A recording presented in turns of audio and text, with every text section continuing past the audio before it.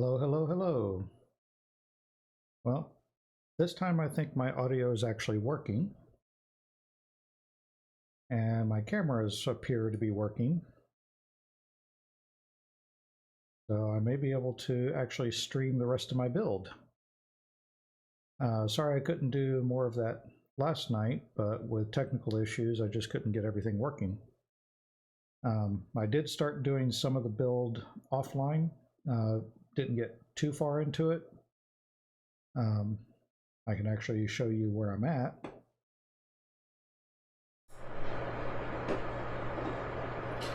So this is what I've got so far. I have a Thermaltake level 20 GT RGB case. I have removed the power supply shroud. I have removed the GPU riser bracket.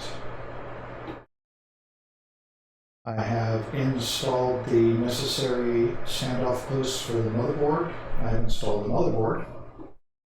And I have installed my two PCIe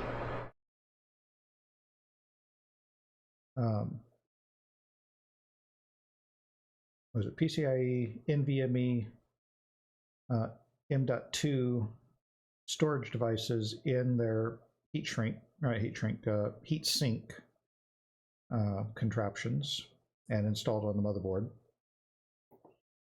I still have to install the rotational drive. I have to install the CPU. I have to install the memory, the CPU cooler.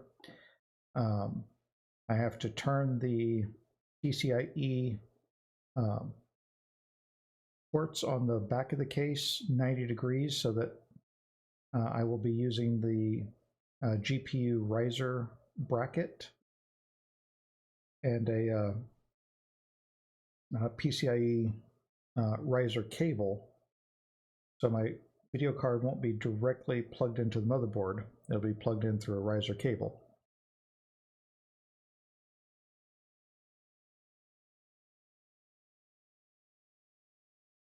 So that's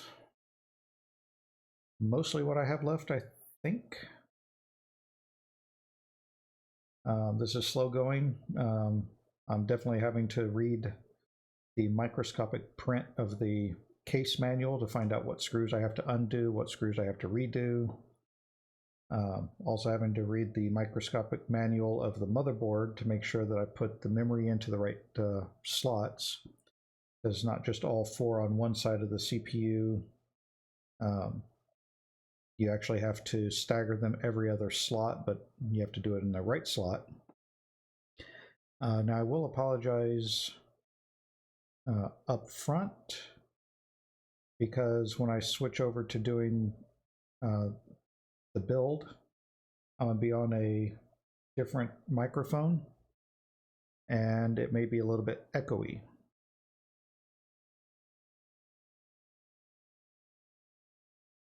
So my next step is to get the memory installed, and I'll be starting on that pretty much now. Let's see.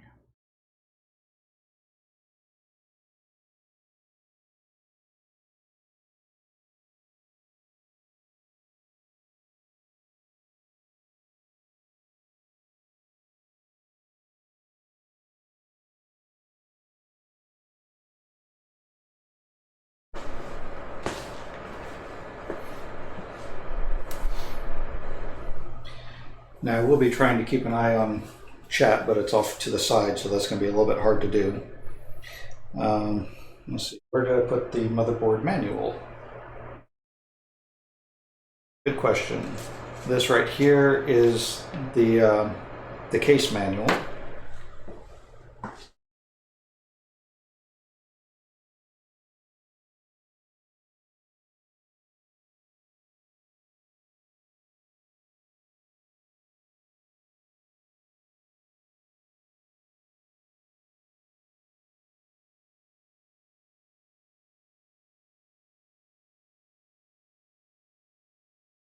Okay. Memory, it does not conveniently tell me what page I need to jump to.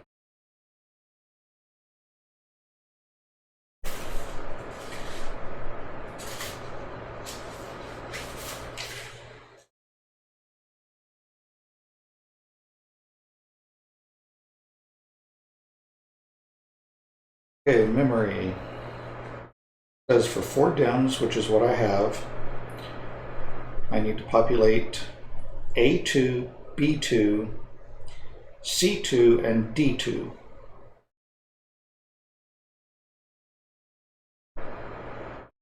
Which is going to be starting from the outermost slots, skip one. Seems rather weird. Okay, let me get the memory.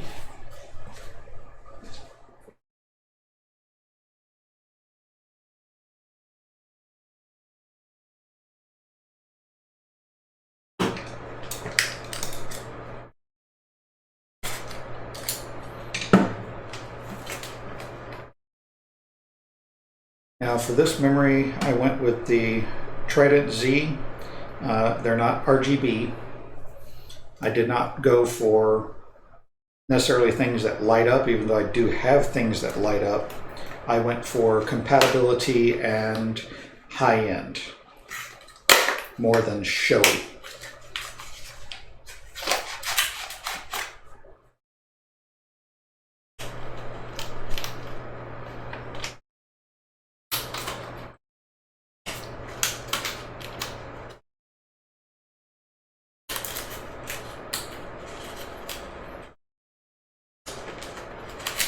I do hope that I have clearance for the CPU cooler, which I will find out after I put the RAM in. And as I said, I have not put the CPU in yet.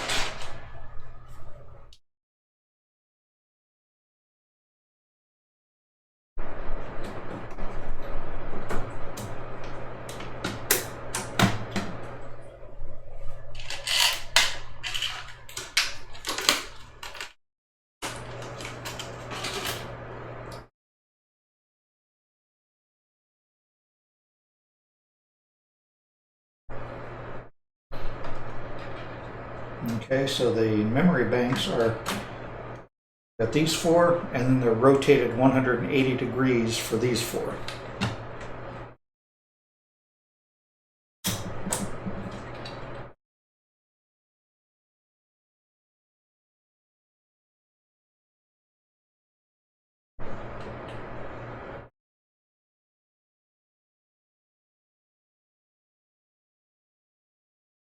I don't think that's actually seated.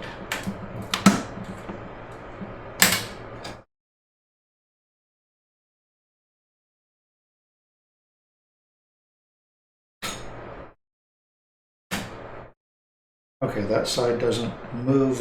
You only have the clips on that side.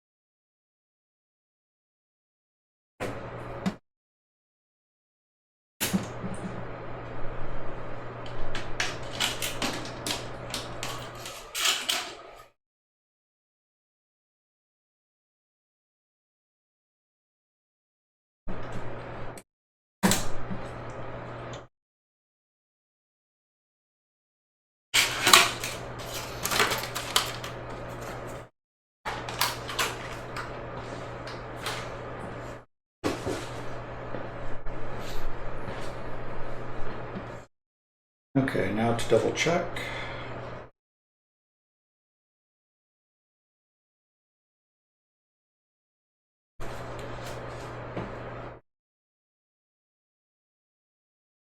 outside, skip one.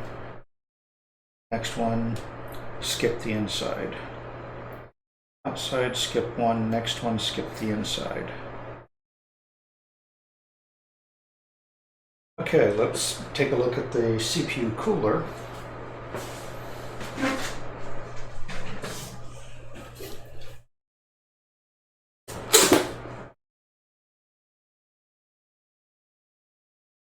I went with a Noctua Threadripper cooler, and this one is the 140 millimeter fan. Let's see. How do they want you to get this thing out of here?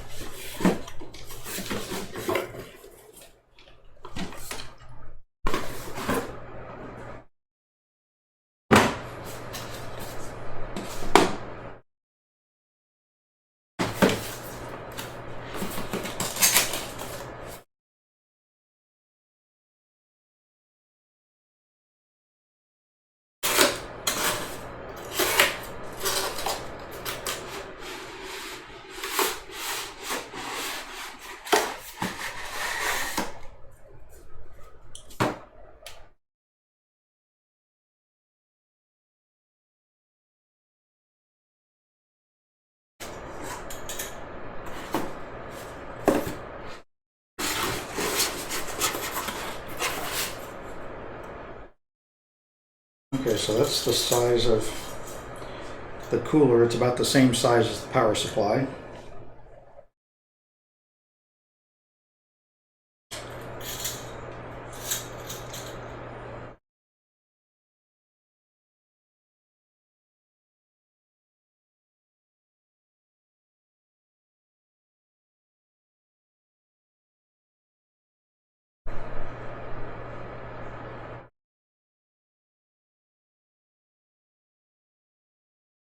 If it blows back,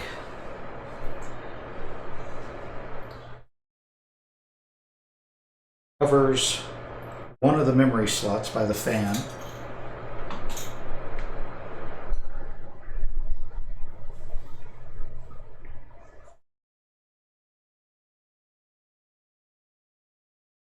Does not go sideways.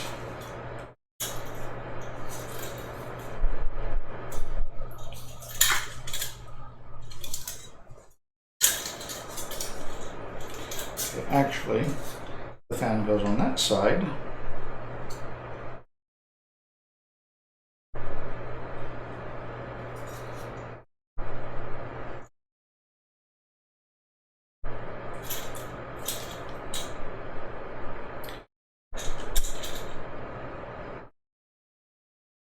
Okay, now the fan posts are keyed.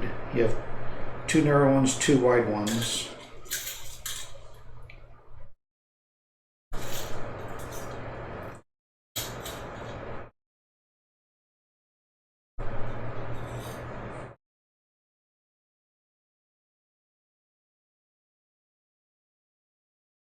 So the fan is sitting on the wrong side because that's blowing air to the front of the case. So I'll need to move the fan around to this side so it's blowing air through to the exhaust fan. And it will still block one memory slot.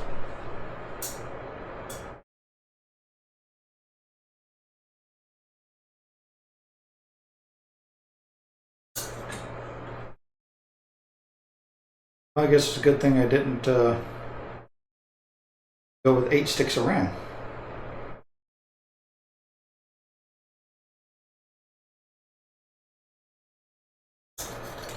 Okay, we will deal with the fan in a minute. If I can figure out a good place to put it.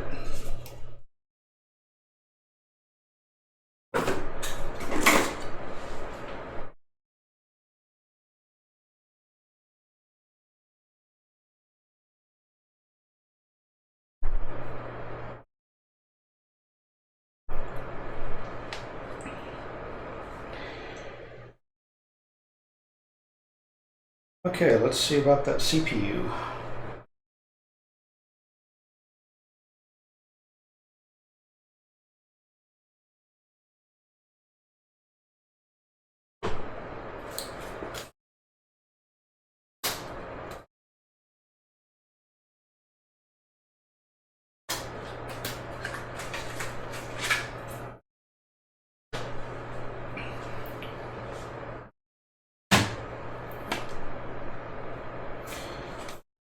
Okay, so my CPU is the Ryzen Threadripper 2950X.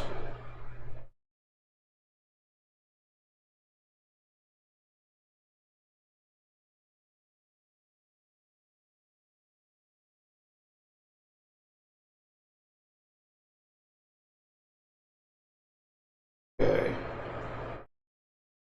rip here.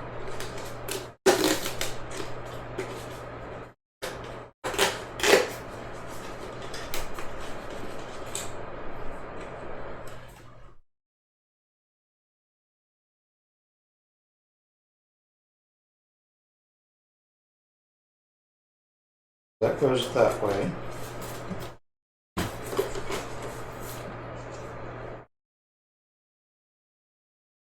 Their CPU cases are like jigsaw puzzles.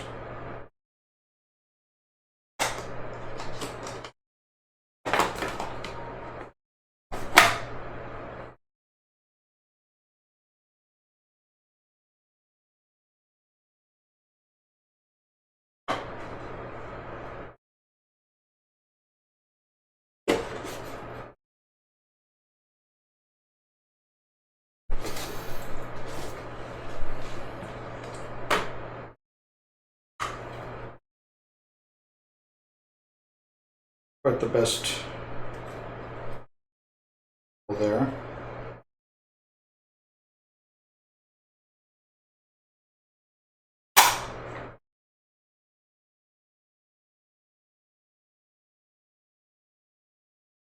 Okay, for size comparison, that's the size of the Threadripper CPUs. Big as the palm of my hand.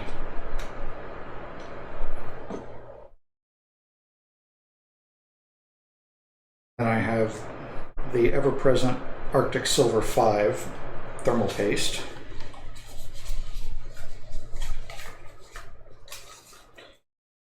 Sticker. AMD second generation Ryzen Threadripper processors are compatible with AMD X399 socket TR4 motherboards when a compatible BIOS update has been installed. Please contact the manufacturer of the AMD socket TR4 motherboard for guidance on how to update to the latest BIOS. AMD boot kit is not required. And they have their special torque tool. Whoa.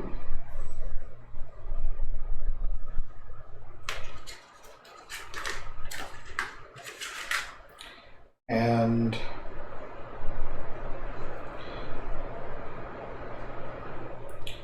I think this is the water cooling bracket, which I'm not doing water cooling.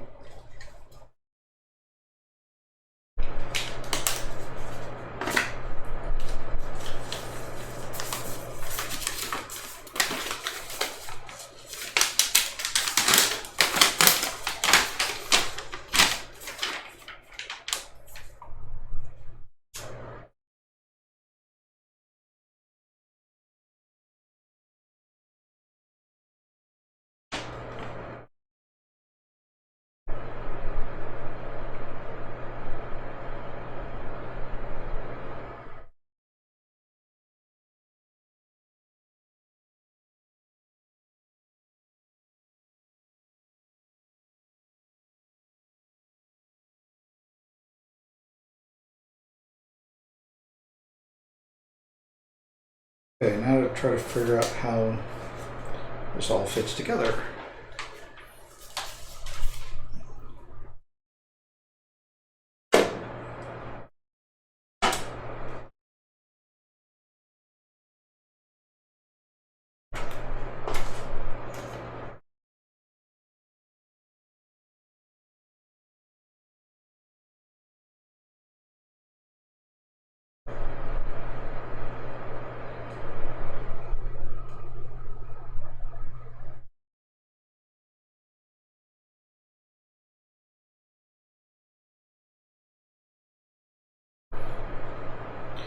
Okay, so it says I just undo this one.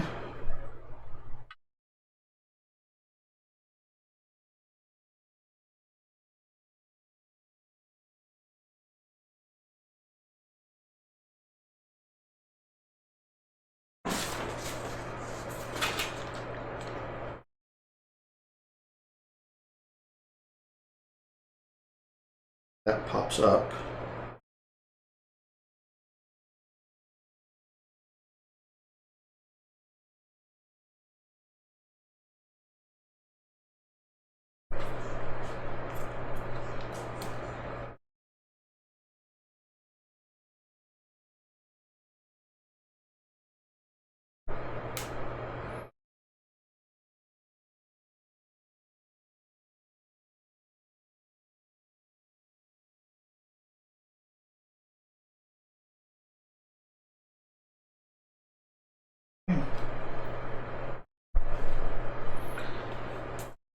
Now it says this next part also pops up. Go.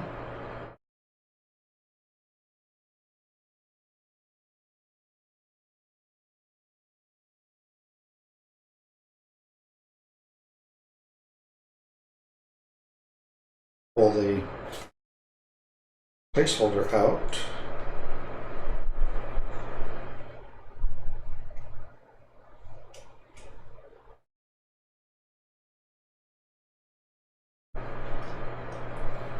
And you try to slide the CPU in.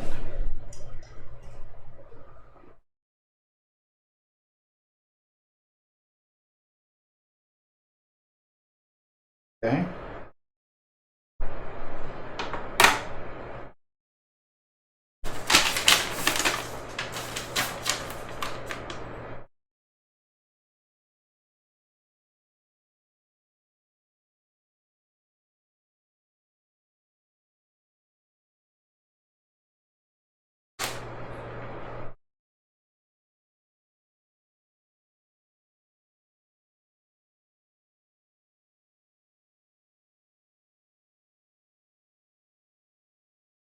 Well, my excuse for building a new system is the fact that my current one is 8 years old and is starting to show its age. I can't even put a 1080 in it, the motherboard's so old.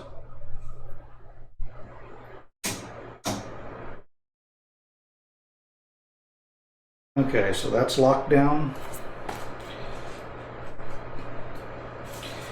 Used to be when I build PCs, I never had to look at the manuals, they were so easy.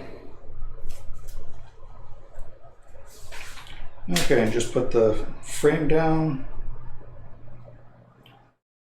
And I actually have to do all 3 screws, even though I had to undo just one. And I'm double checking between the motherboard manual and the processor manual.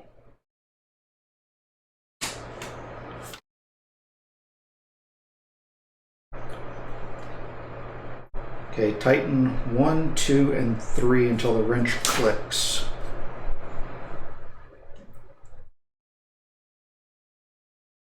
Here's 1.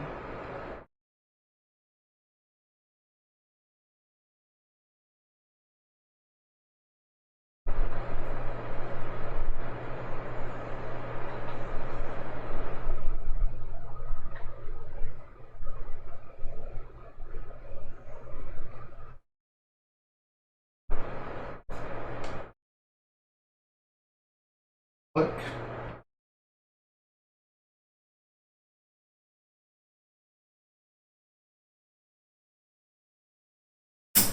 Okay. 1. Here's 2.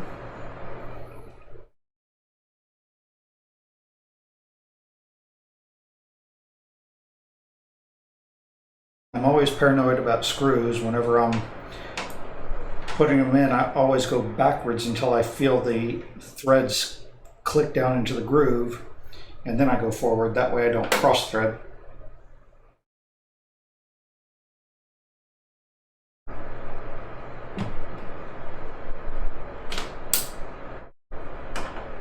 And then 3.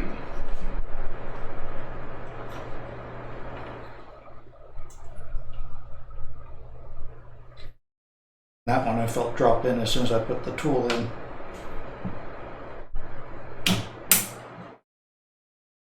Okay.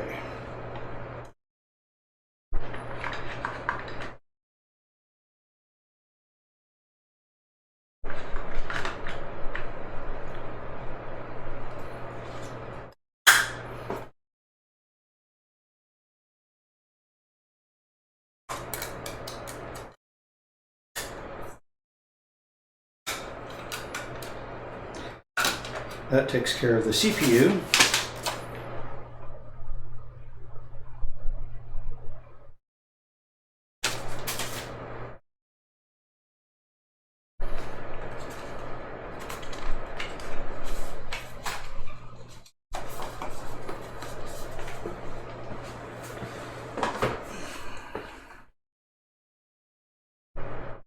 Now, I don't think there's anything else that I need to do on the motherboard immediately, unless I want to start running cables before I put that big huge heatsink on top of everything. And I might want to do that because I have fan pins down here.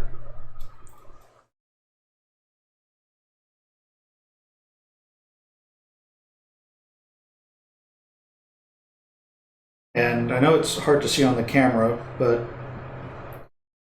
this is my 1 terabyte PCIe NVMe, and this is my 512 gig PCIe NVMe. And then I have room for one more right here.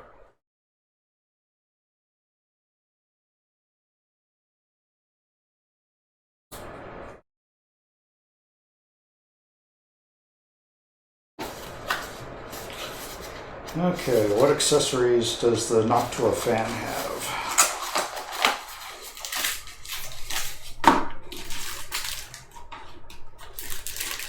Okay, it has thermal paste, which I won't be using. It has a case logo, which I probably won't be using. It has extra fan clips, and it has a, what is that? That looks like a resistance header, which I probably don't need. Has an Allen wrench.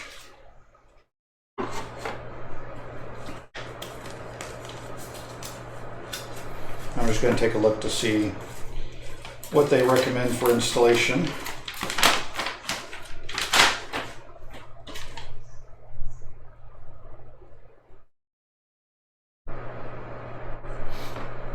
You know, actually, I thought the fan was going to interfere with the memory. I forgot.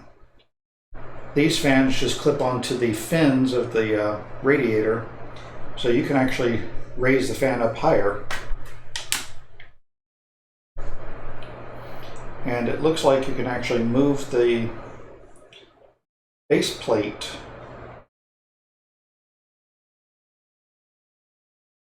to offset the CPU cooler. I don't think I need to do that with this one.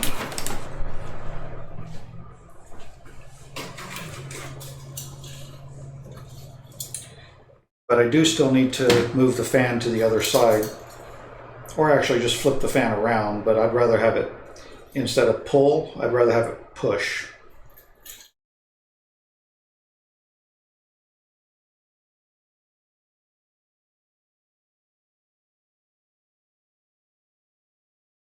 Yeah, that looks like that's going to be fine without having to offset it. But I do want to go ahead and raise that fan for memory in the future.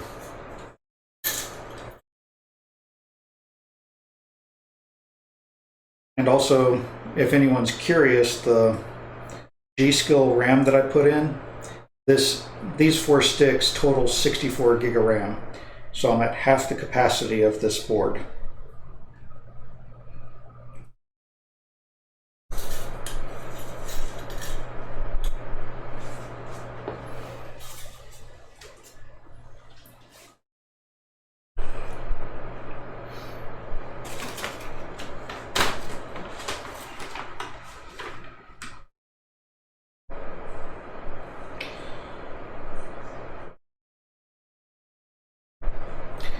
Okay, so what they want to have you do for the thermal paste on this is not the spread it with a spreader card, but actually to put 9 dots evenly spaced around the CPU, and then 4 dots in the middle of those 9 dots.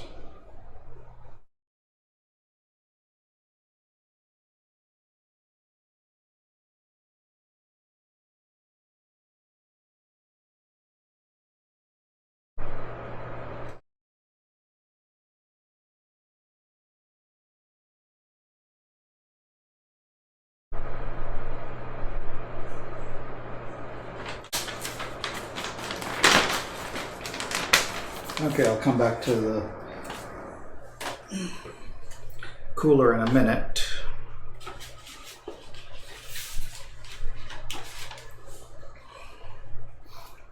I want to get a handle on what all these fan headers are for.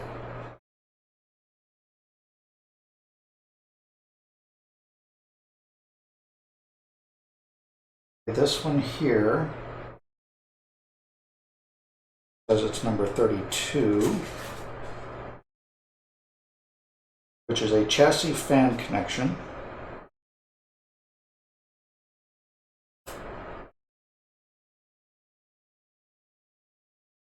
Oh, wait a minute. 32 is, okay, this is the CPU fan header. So I'll actually have to plug in the CPU cooler before I put it on here, otherwise I won't be able to see under that.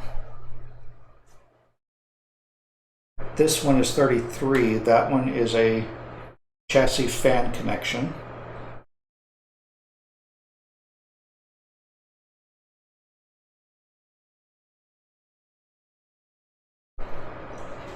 There's one way back here in the corner.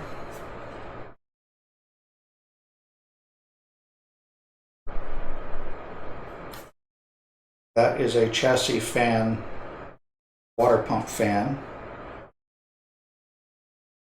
Then I have a 4-pin power here. An 8-pin power, and the regular power block. Got this fan header at the front, which is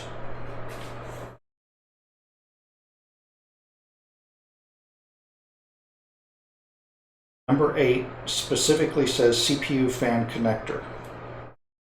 Number 32 says CPU fan water pump fan connector. CPU optional.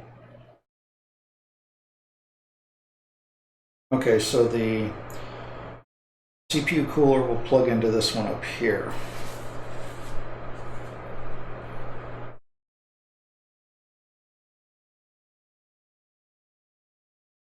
Don't know if this is a fan header. 7 is a chassis fan connector.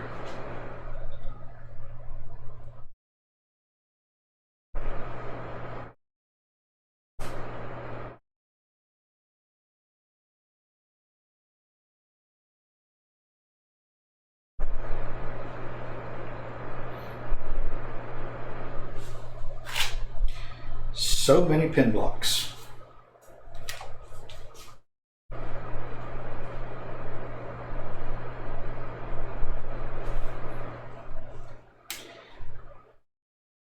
Actually, here's another question. The GPU that I got is a 3-slot GPU. So if I put it in this slot, it'll go all the way over this PCIe NVMe M2 card. But with it here, that probably causes problems with the CPU cooler. However, I'm not going to be mounting my GPU directly to the board. I'm going to be using a riser bracket.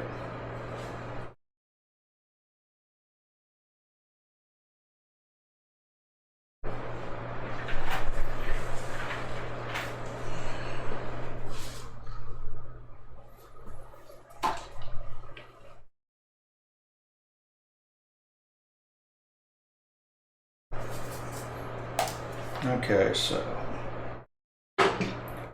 I'm going to take a quick look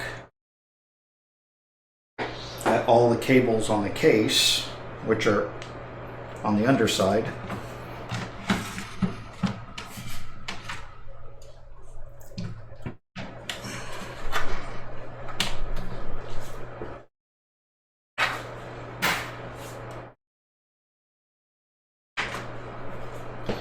Let me go ahead and turn this around and ignore that. That was just the power supply shroud.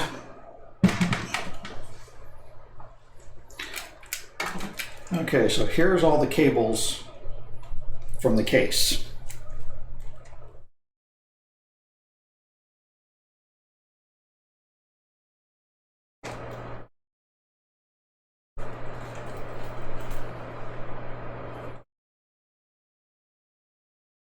Those look like USB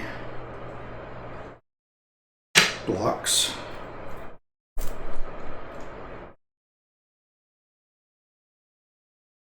Front audio port.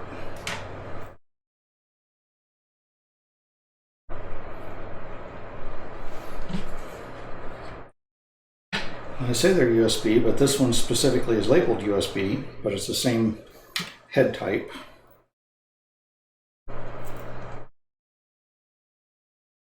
Now these are likely for the RGB fans, or not. Okay, this one is not labeled, but this one with the two cables coming off of it says USB 3.0.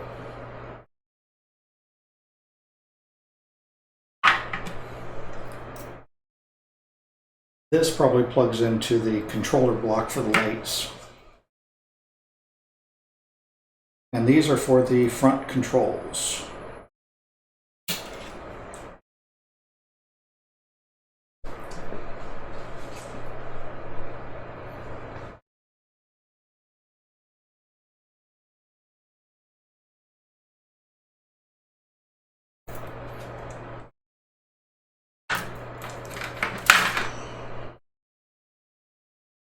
Okay, now I'm going to turn this back around.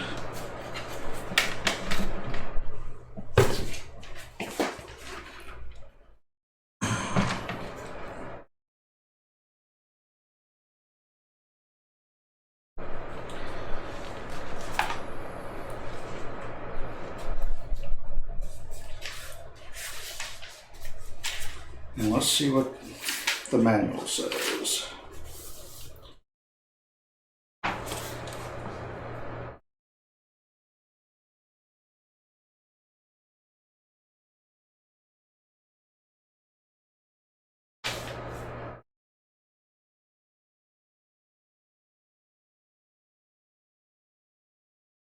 Okay.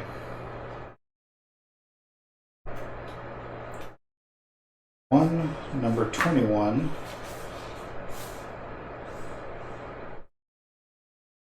USB 3 header block.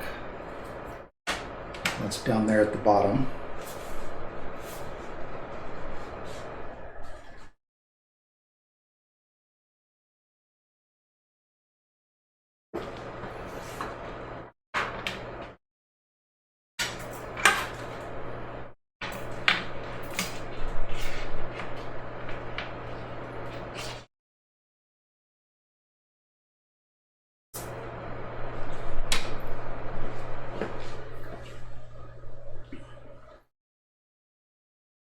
Okay, I'm gonna go ahead and move the camera a little bit.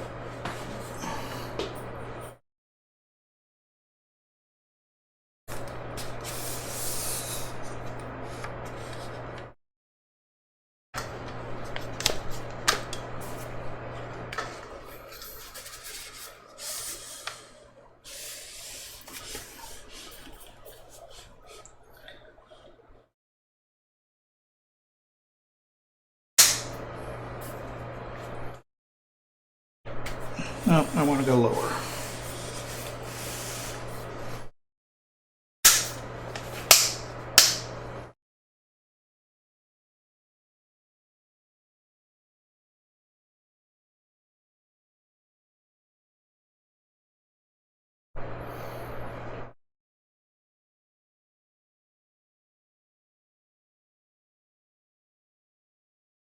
There we go.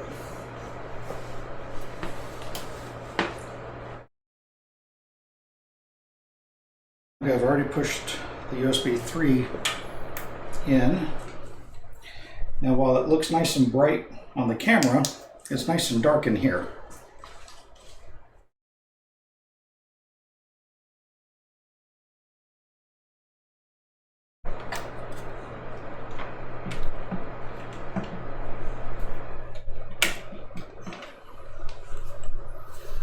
Okay, so that's the front panel USB 3, which doesn't look like it's fully seated.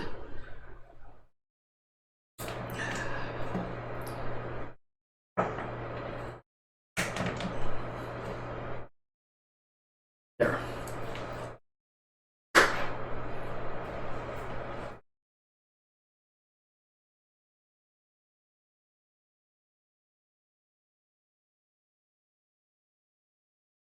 Okay, next up,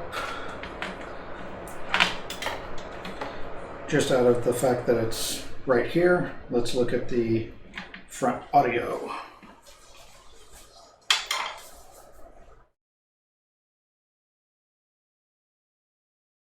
Front panel audio.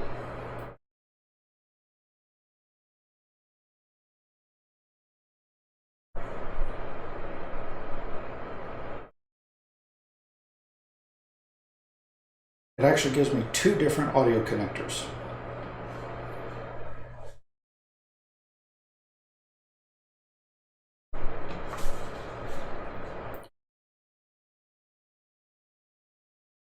Okay, so 31,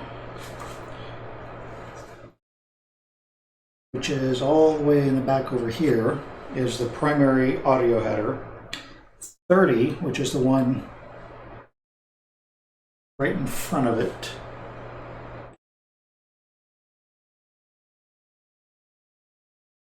is a right angle audio. Use one or the other, but not both.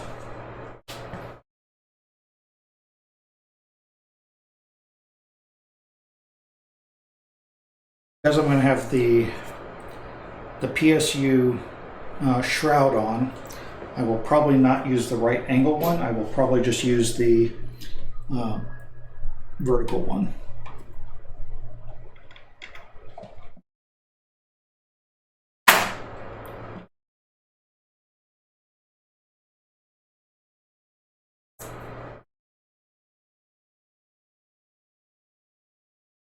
And I'll worry about cleaning up my cables later.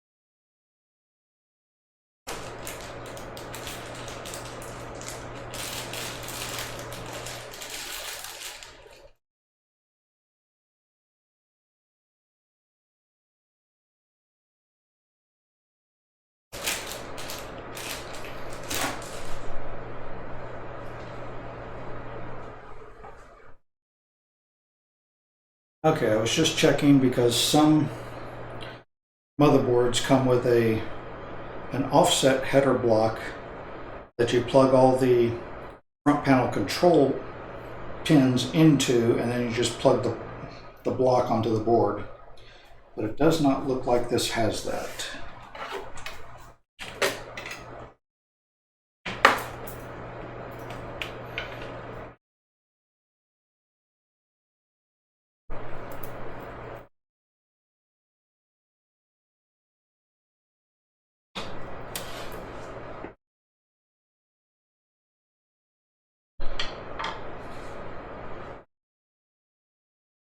Okay, system panel header number 20. And 20 is right up here in front.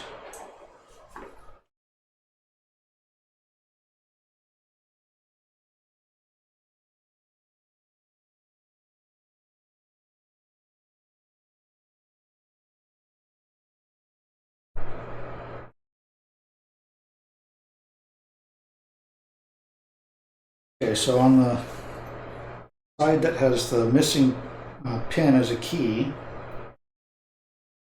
furthest from the pin is the power LED and the power button.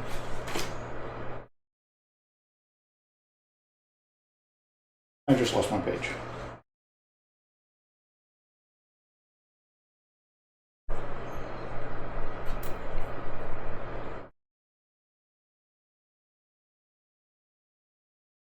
Reset switch, power switch. Conveniently, they don't tell you which is which. So let's look at the power LED.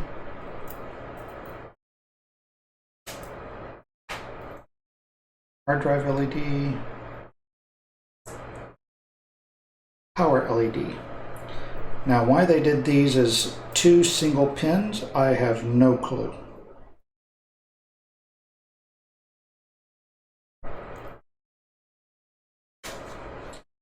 Okay, the power LED is furthest away from the pin with the plus at the end of the header.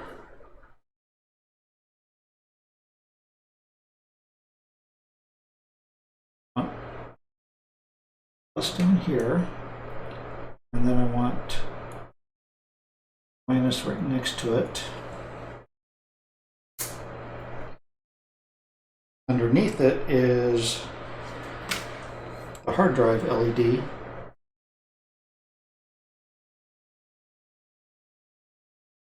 Which does not give me a plus or a minus. I will just do facing the same direction that I did power LED, which is 50-50 crapshoot. Okay, next to the power LED was the power button.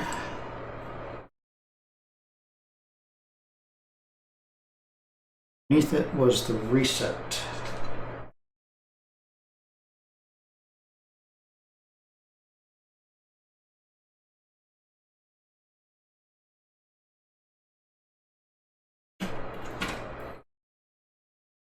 Okay.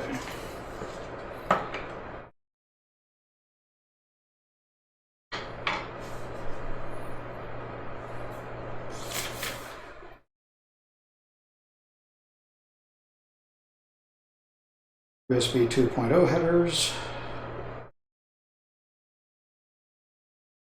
24 and 25.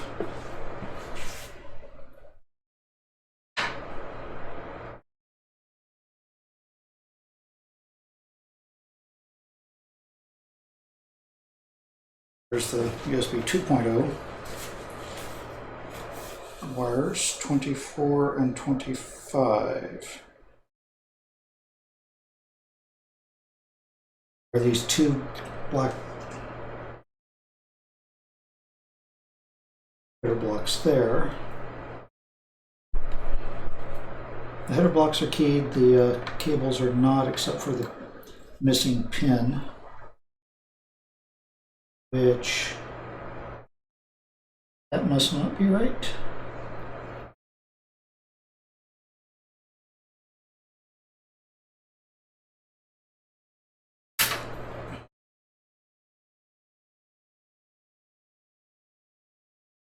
Okay, so who screwed up? Thermaltake that made the case, or Gigabyte? Was it Gigabyte? No, ASRock, who made the motherboard. Because the USB headers has the missing key pin in the wrong location from wiring blocks.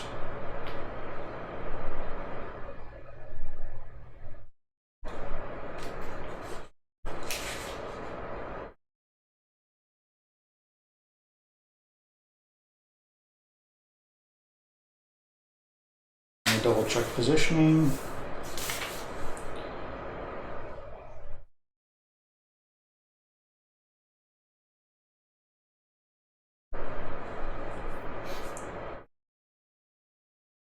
24 and 25.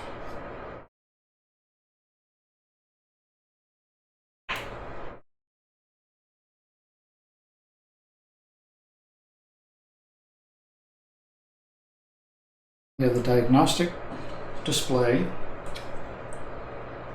We have the motherboard, what is that, power button?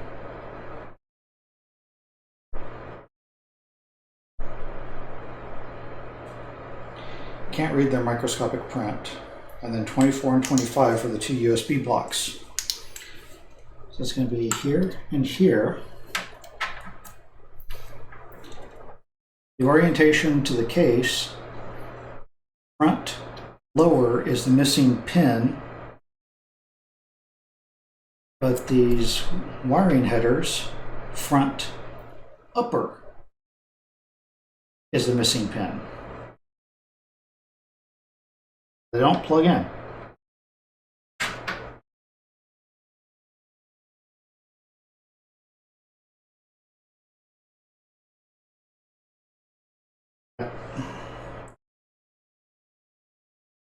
The cable header, it's not one of those plugs that's just put into a hole. It's actually molded that way. So I can't just move that pin.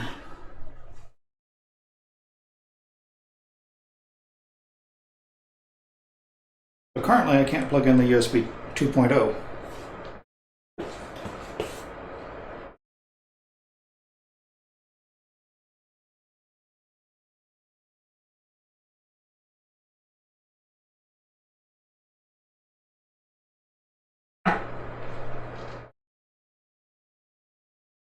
Okay, those must not be USB 2.0. Pull them back through and push in this other one. That specifically says USB on the block because it has the key in the right orientation.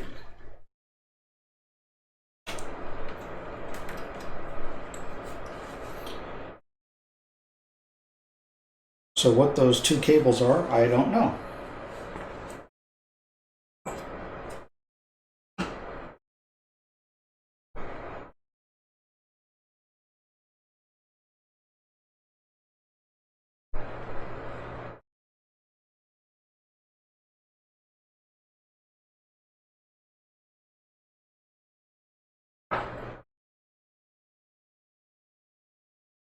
Those must be fan cables.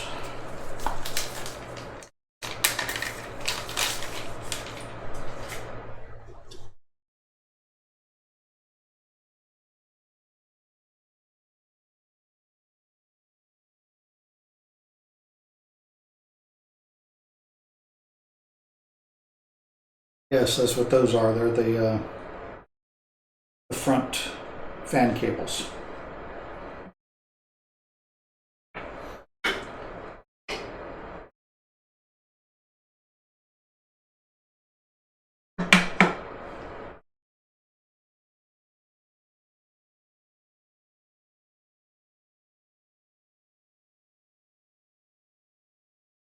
The other cable that looks like a USB 3.0 cable, I don't know what that is.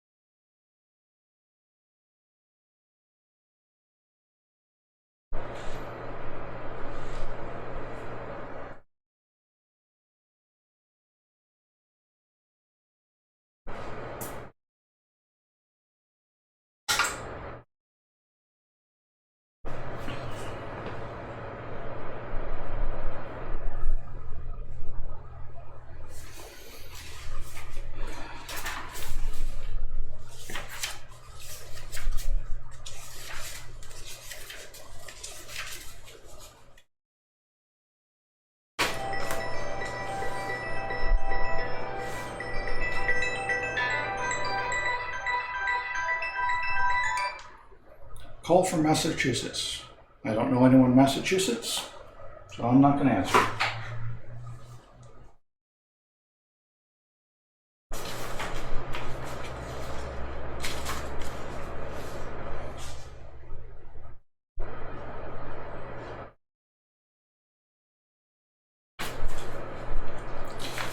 Okay, currently looking at the case manual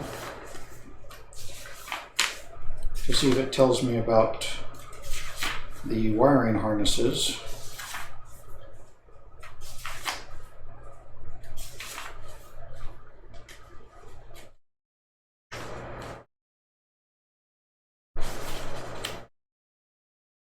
And it does not.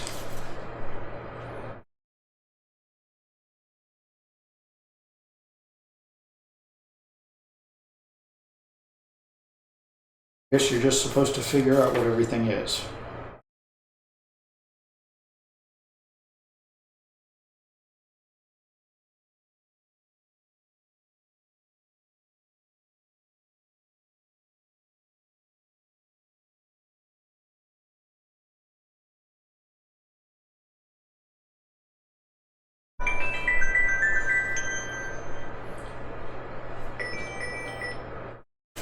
Hello? Who is it?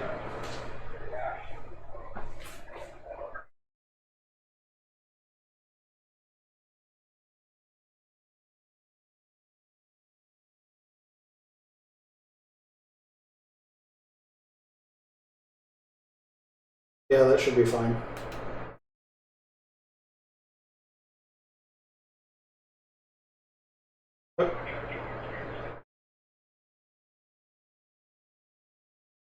Yeah, if I could just figure out where all the cables are supposed to plug into.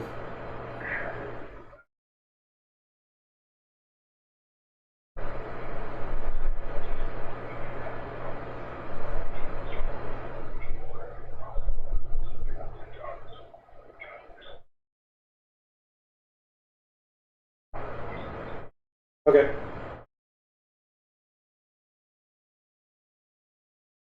Yep, I don't know how long it's going to take to build, so. Okay, bye.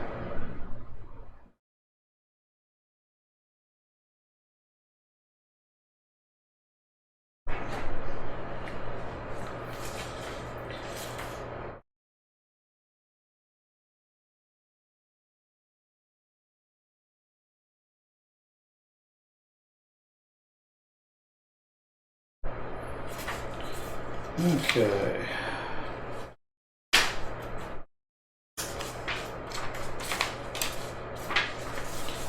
Well, that's not very nice of them to not tell me what all the cables are. Let me check the motherboard manual, see if there's another 3.0 header.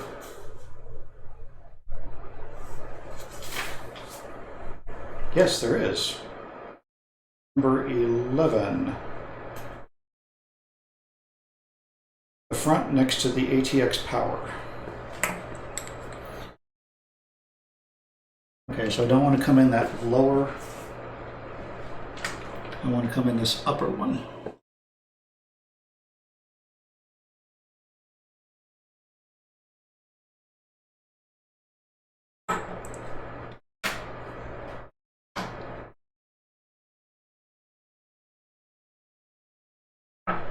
So they labeled one cable header USB 3, the other one they didn't label at all.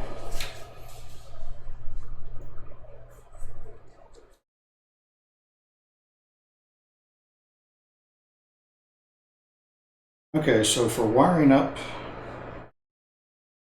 the fan and LED controller,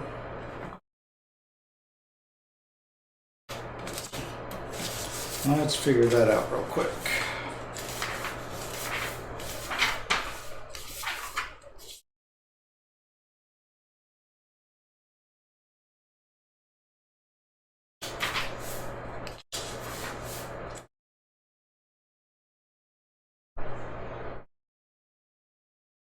Connect the cables into the controller.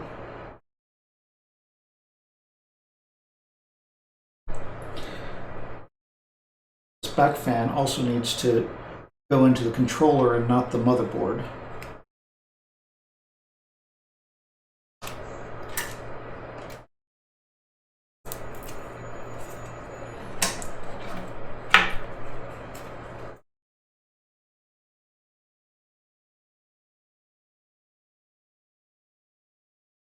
Okay, I'm going to cheat. I'm going to wrap it around, up, and down the back of the case.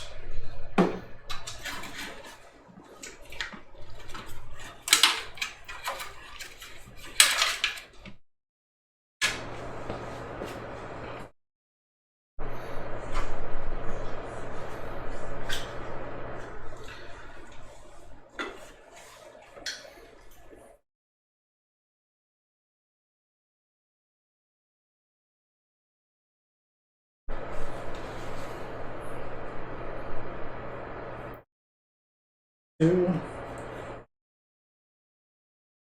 three.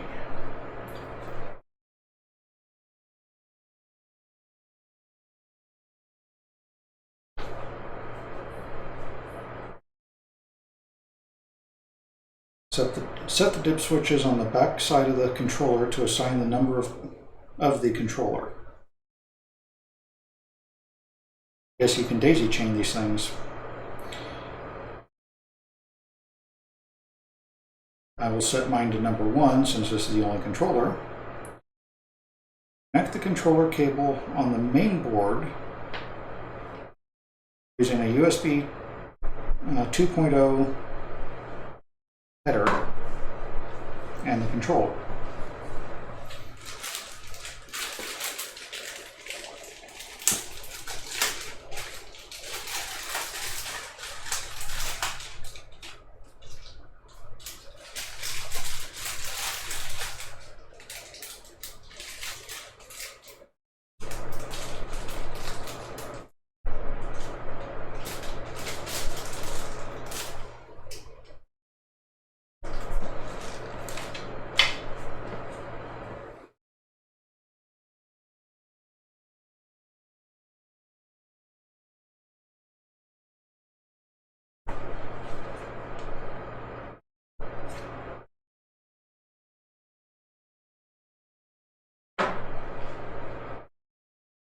Okay, so the interesting thing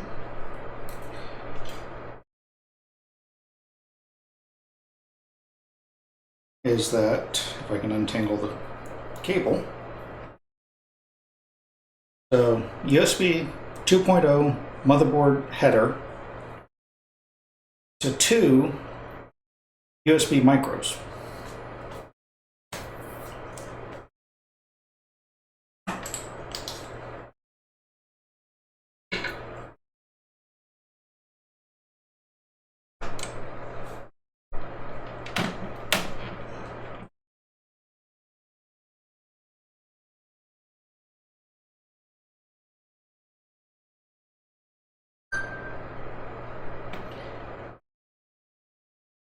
Okay, run those at the lower.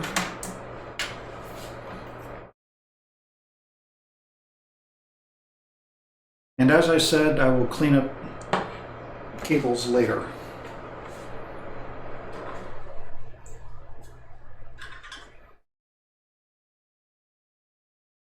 Now the controller block only needs one of these cables. That means the other one I need to go ahead and just tape up and here in the back.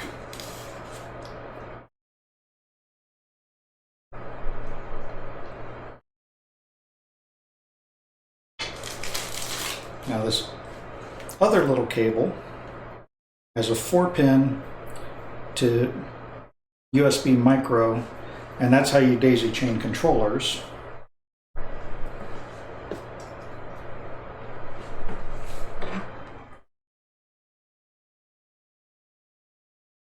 And then there's this 4-pin to Molex, which is how you power the block. So the motherboard can't actually monitor any of the fans.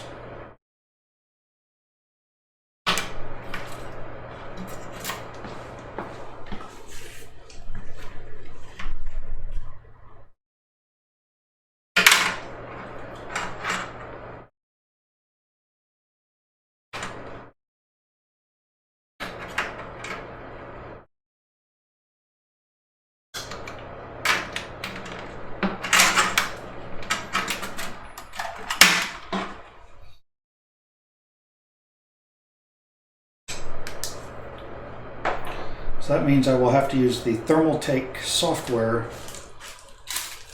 to monitor the fans.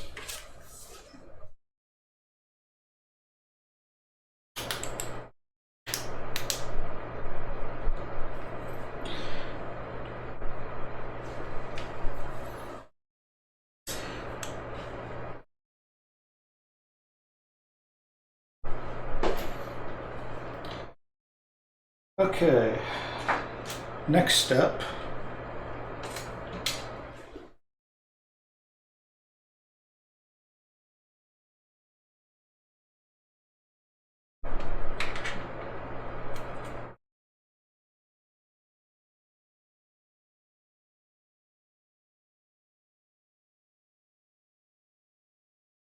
Let me see here.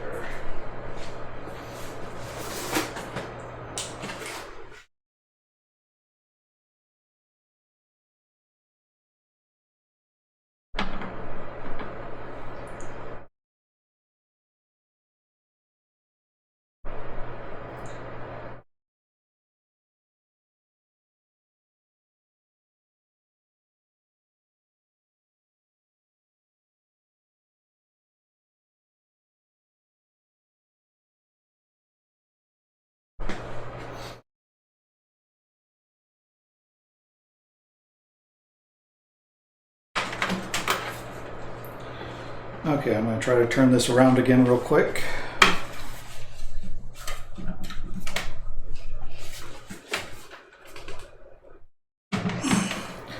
Boy, I wish I had a lazy Susan.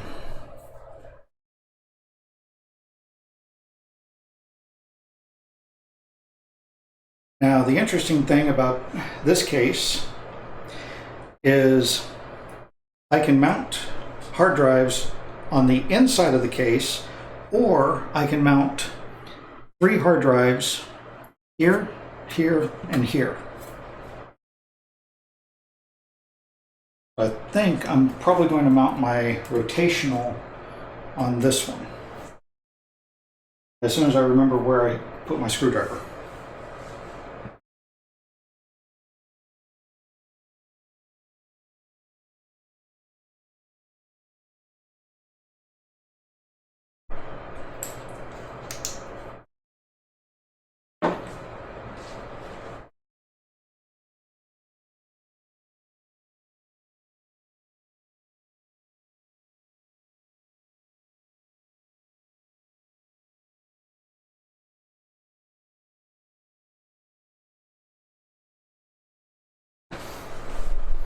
Okay, be right back.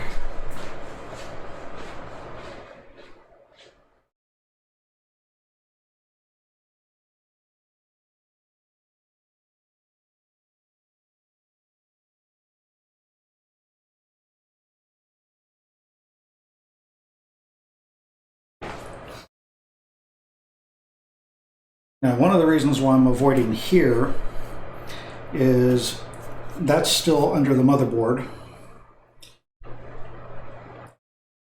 Down here, I could do that and run the cables down here, or have the hard drive facing down and run the cables up through here, but then I run into the drive caddies on the other side. If I did it here, I run into the drive caddies, so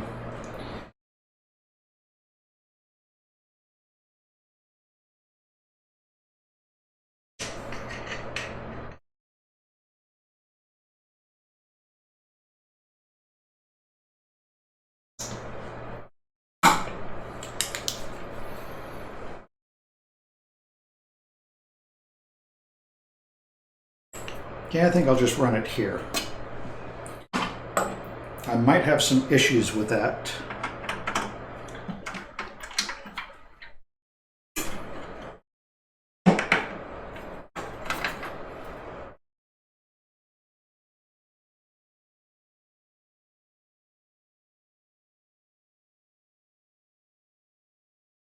And the issues would be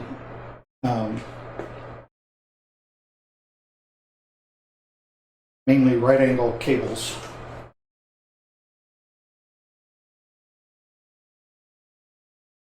Now, my hardware list I said I was going to get an 8 or a 10 terabyte.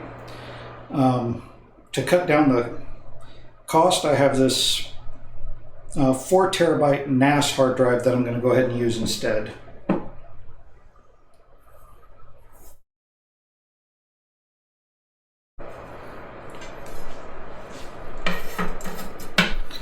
Okay, let's see how this sits.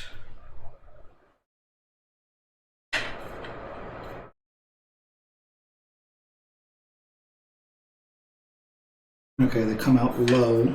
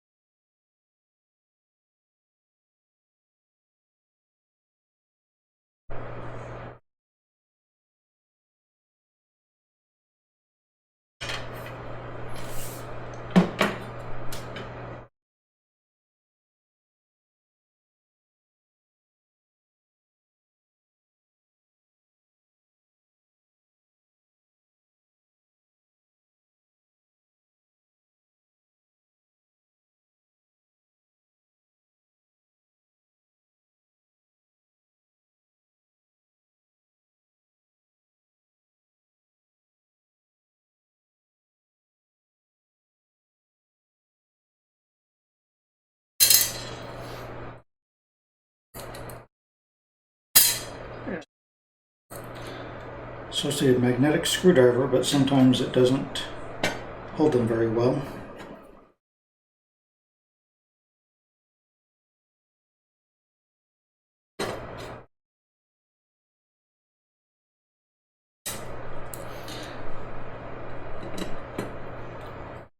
Now it's interesting that you can hide the hard drive on the back side of the case. But part of that, I guess, is to be, again, a show PC, which I'm not overly concerned about.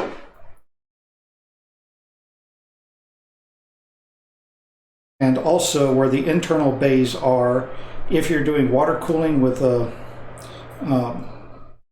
all reservoir tower, then you pretty much take those front bays out.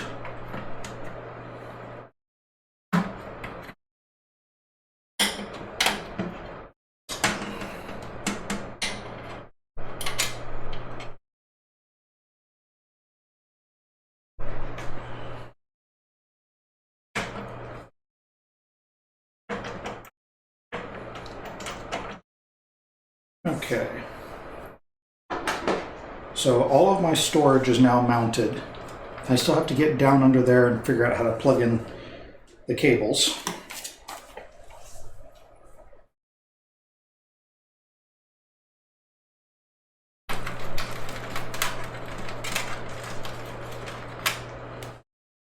And then all that management to deal with as well.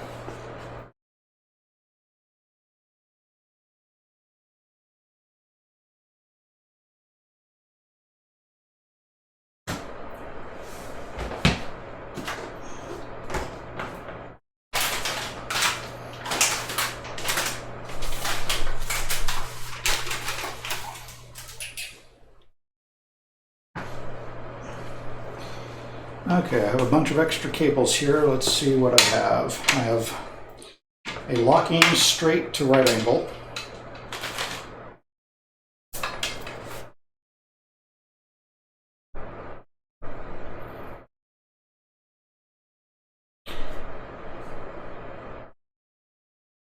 Which might actually work for this.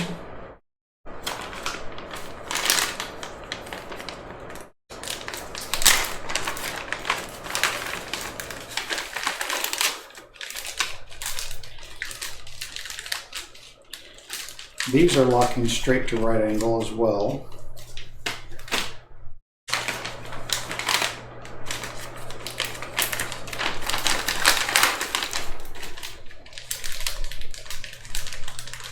These are straight to right angle.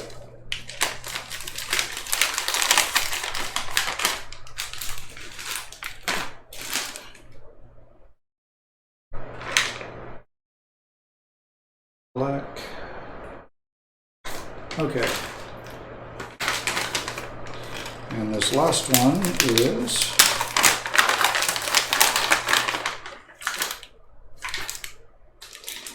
locking straight to straight. For this application, I don't want to use straight to straight.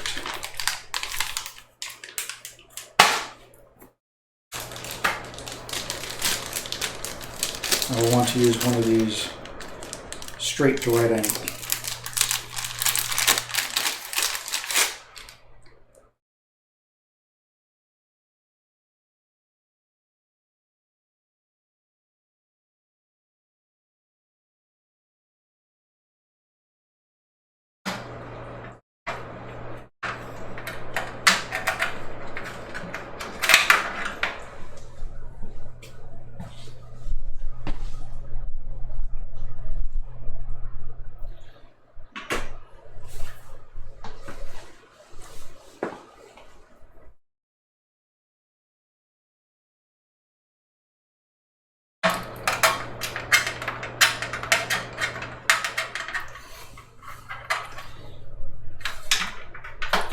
Okay, I have to thread it that way because the right angle will not fit through that hole that's available there. And actually, I'm going to go ahead and take the drive back off so I can access the ports easier. And it'd be nice if they did not paint the threads, but they did.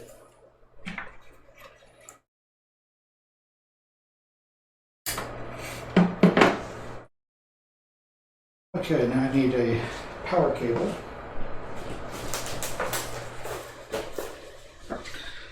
Now, one of the nice things is that I got a Corsair AX 860i power supply, and it comes with this nice bag to store all your cables in.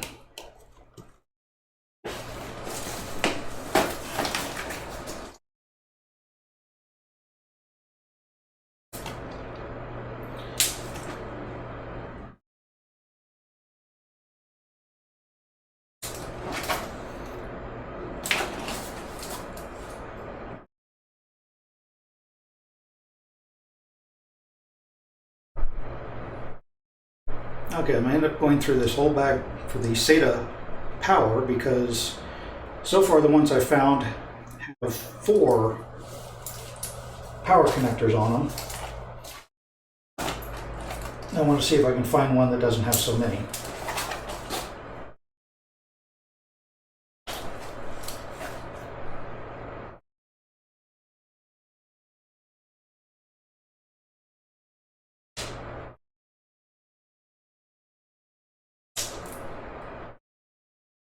The answer would be no.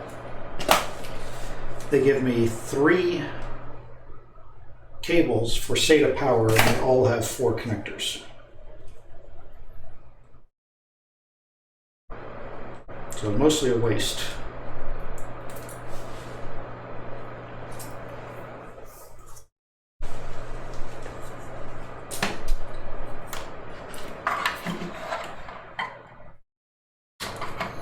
Now, of course, SATA power, or these are 90 degree as well, so it works out nicely.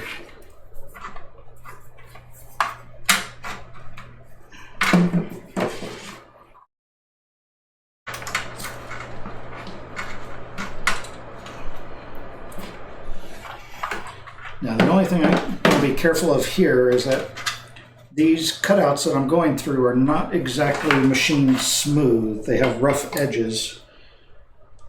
I don't really want to scrape the cables through them. Okay, this power cable won't go through that way. So let me see if I can feed it through the other way.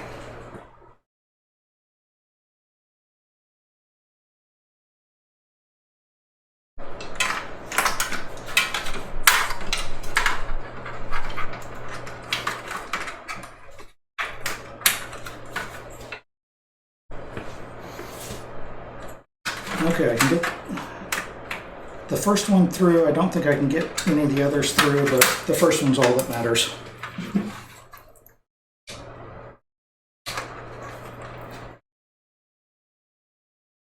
Because then it'll just have to be shoved back into the case anyway.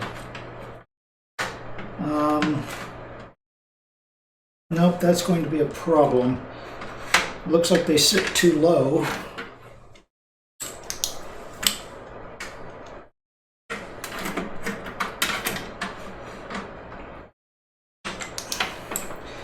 Yeah, it's that SATA cable.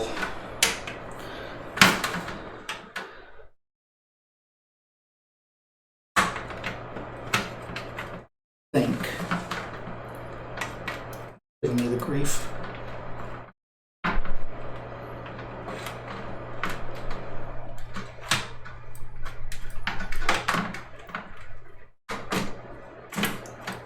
Might actually be the power.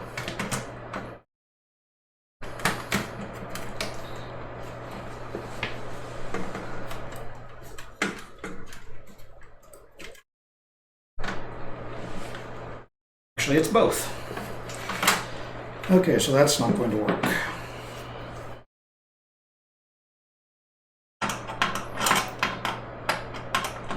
Plan B.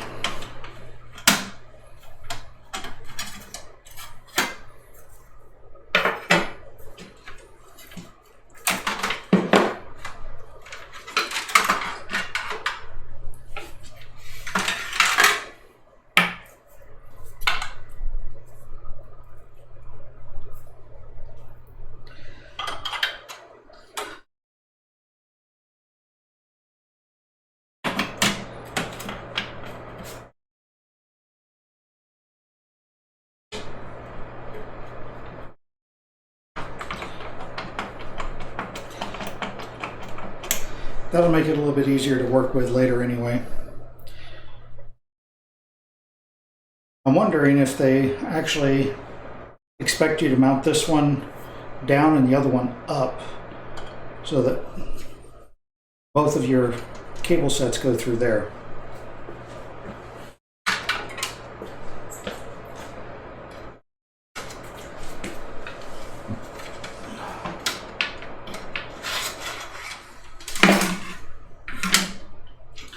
Okay, now I'm pulling out the caddies on the other side. Again, I wish I had a lazy Susan that I could do this so I could flip around and show both sides wherever I'm working. But this case is pretty damn heavy, so I don't want to keep just picking it up and flipping it around every time.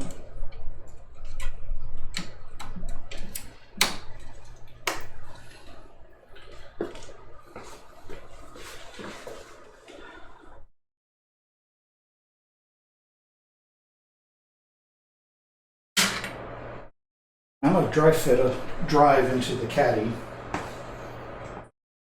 just so I can see how the cabling goes on the back side of that.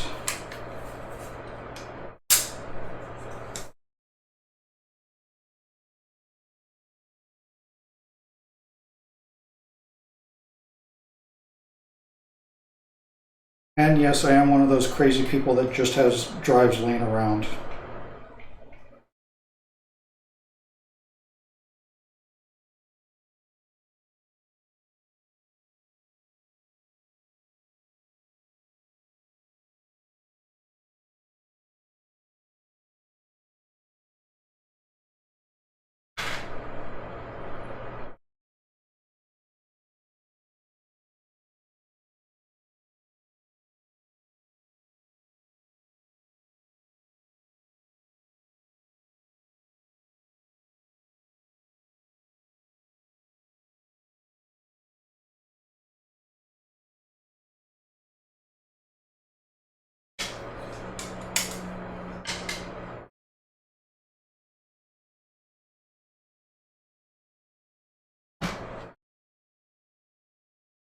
Okay, I'm checking something because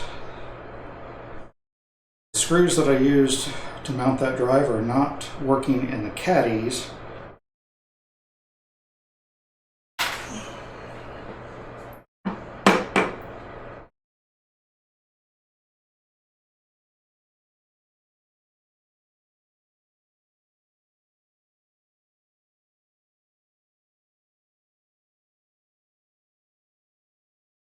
And I can't tell you why. Okay.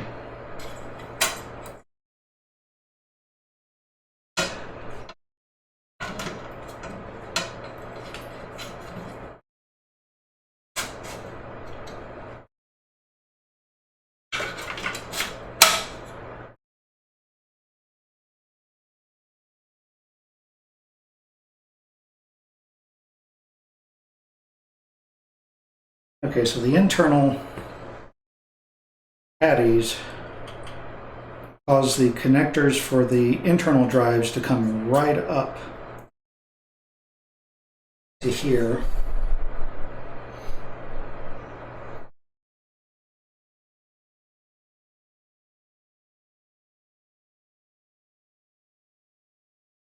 Because of the right angle power, how can I do this?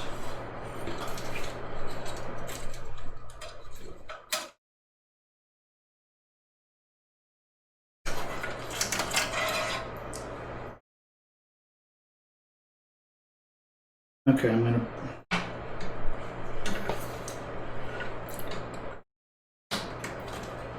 bend the power back.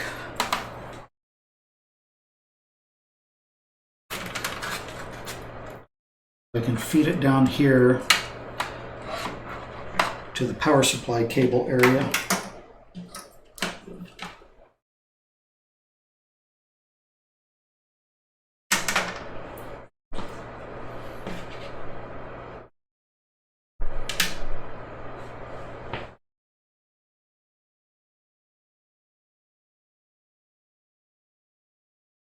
Now, if I had a Corsair fan controller and LED controller, it gives me a cable to plug that in.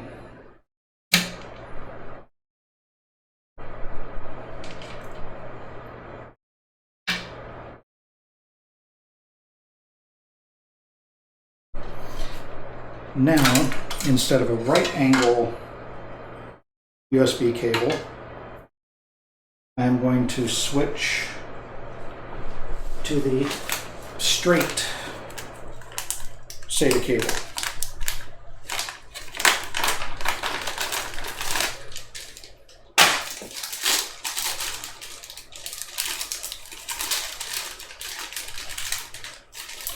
That way it doesn't run into the front of the case at all until I go through the cable management to get to the motherboard. And this will be a little bit cleaner, I think.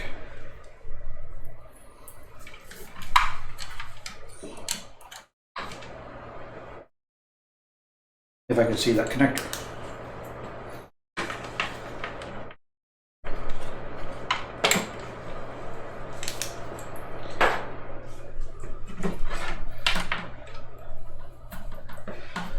Okay, the closest one for the SATA ports is this middle pass-through.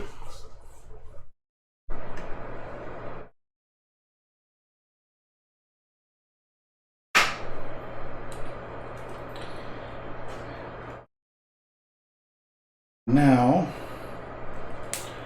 except for this cable cleanup on the back side, I think we're done on the back side.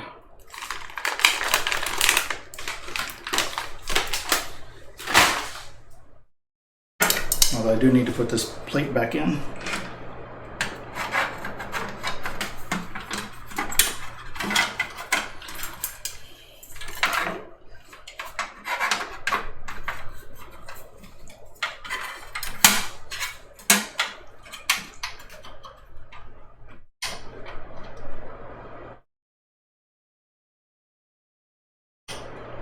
Come on. Where are you at?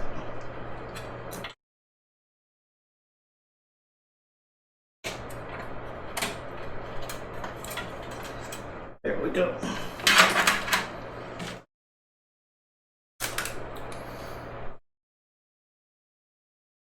Okay, going to flip this thing back around again.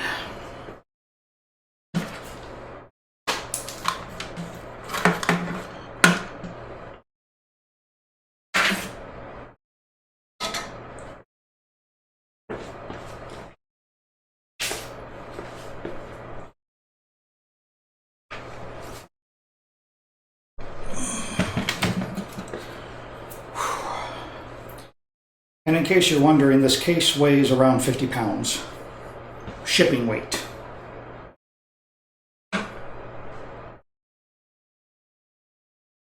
Okay, I need to pull my dry fit. Ouch. Drive out. Maybe.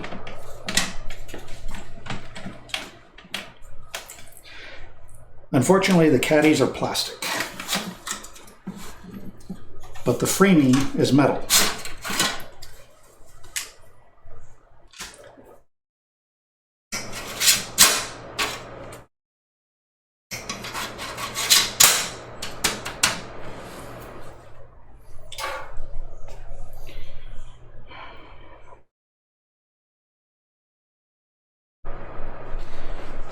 Okay.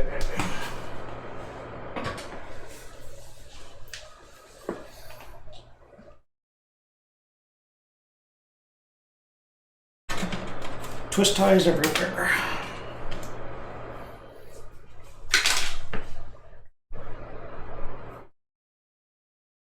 In a way, I do want to lay this back down so that not only can the camera see in here nicely, but I can see in here nicely.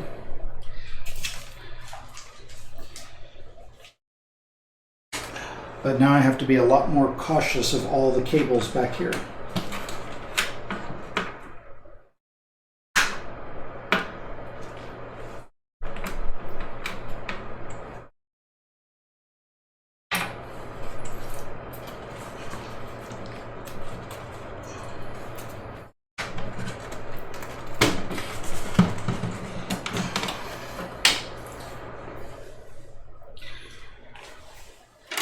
Okay, let me adjust the camera again.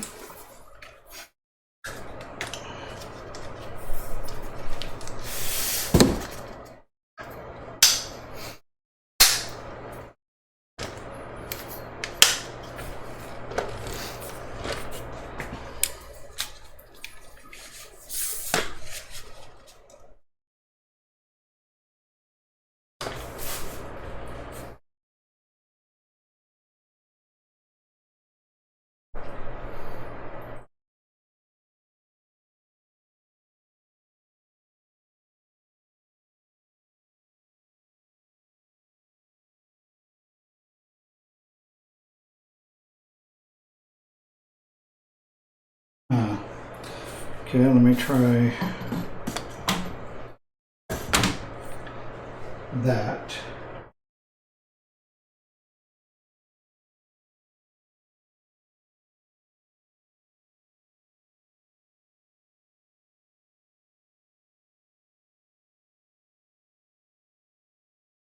Okay, I think that should probably work.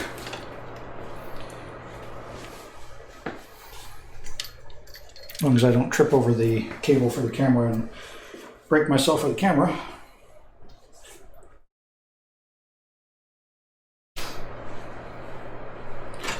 Okay, so this was the cable that came through from the fan controller. So I need a Molex for that. Okay, these all go on the top, so I'll come back to that in a minute. You know, actually there is some stuff that I need to do on the backside still.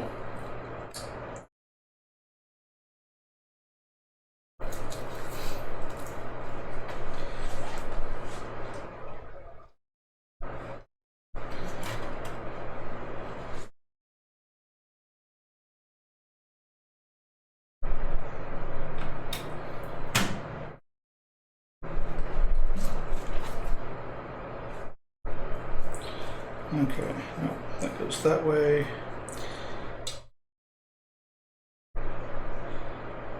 Is there going to be enough room for that? Inquiring minds want to know.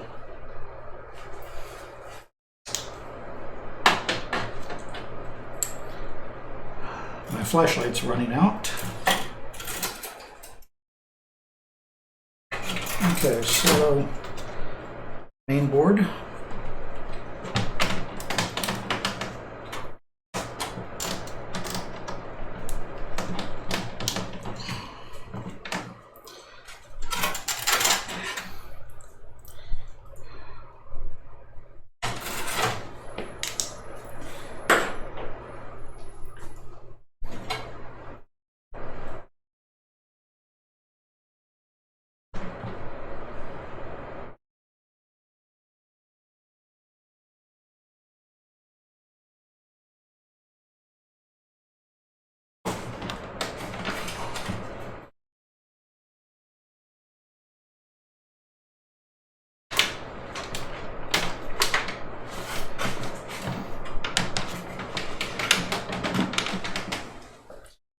Okay, you know what?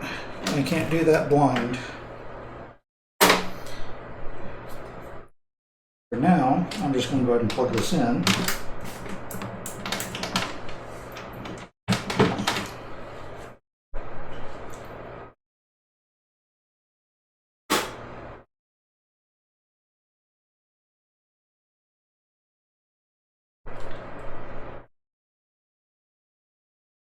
Okay, PCIe, gonna need that. Molex one, I'm gonna need that.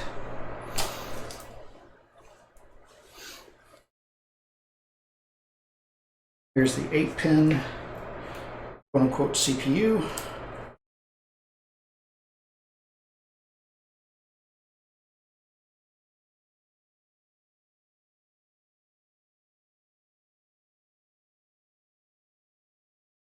This one's not much longer.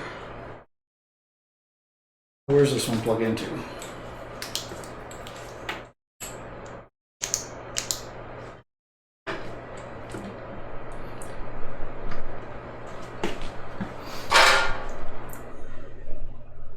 That on top.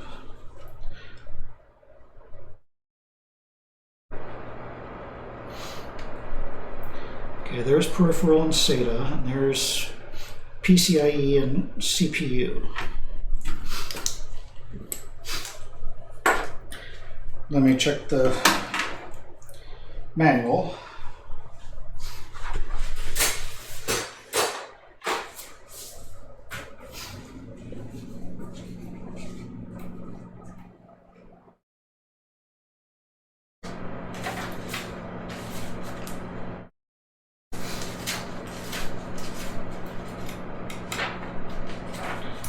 What, really?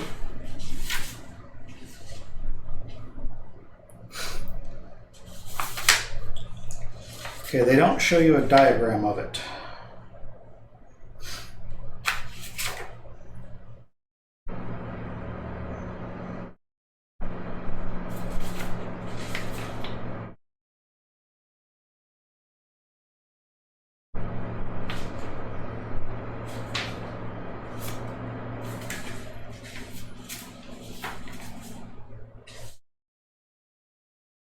They just say plug things in.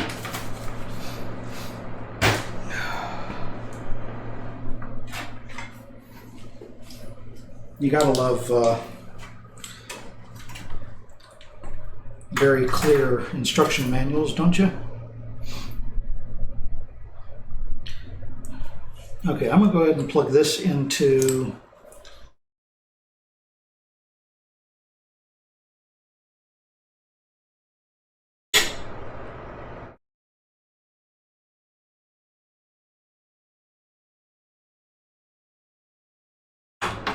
one.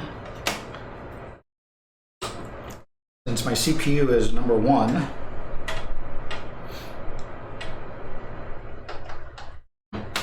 and again, these cables are all just going to be dry fitted right now until I get the case stood back up so I can do cable management on the backside again.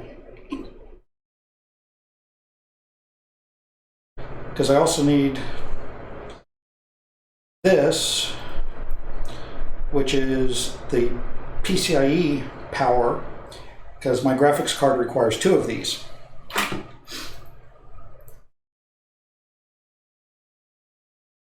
Okay, this was for the SATA, or the rotational hard drive, so I'm going to plug that down into SATA 1.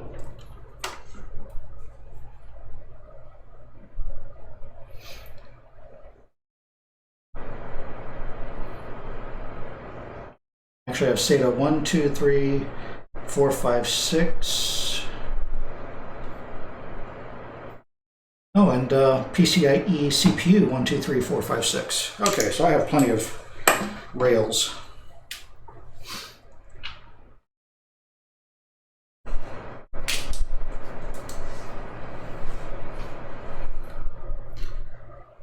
I need the Molex. Where'd that cable run off to?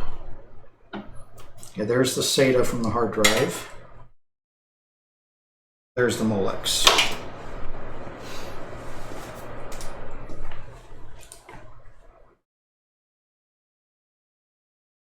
For grins, I'm gonna plug this one into 6 because I don't care about this one. I think.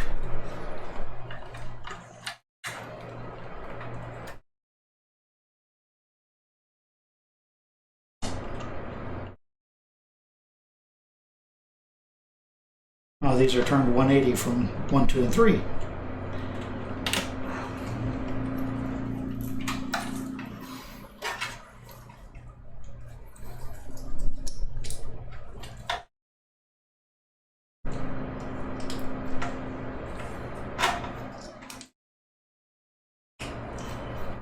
Yeah.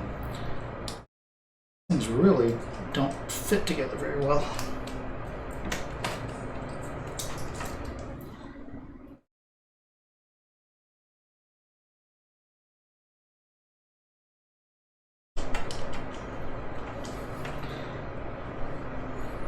The pins move and the posts move, so you really don't want to mate up.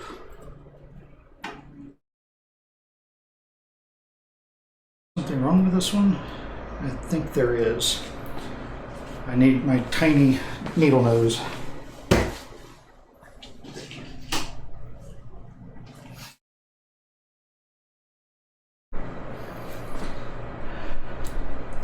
And I have to fix this because this came with the case.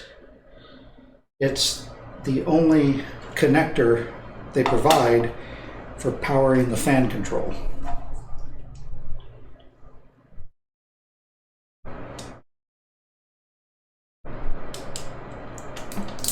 There we go. Tiny needle nose. Should always have a pair.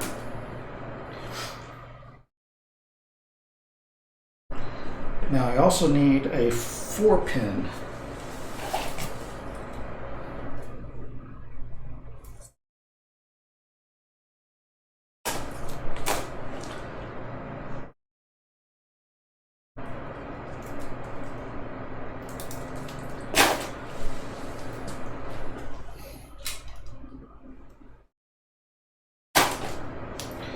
Okay, I have no such thing from the power supply kit.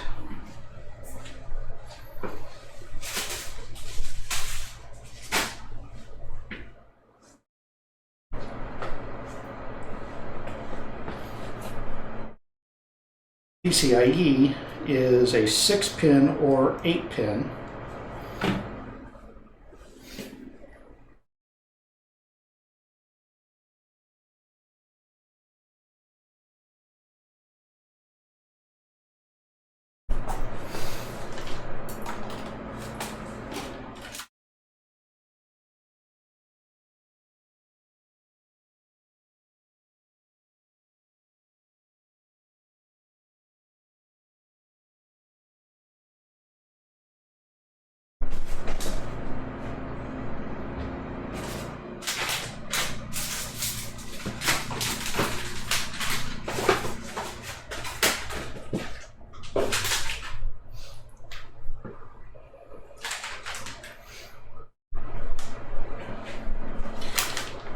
So the motherboard came with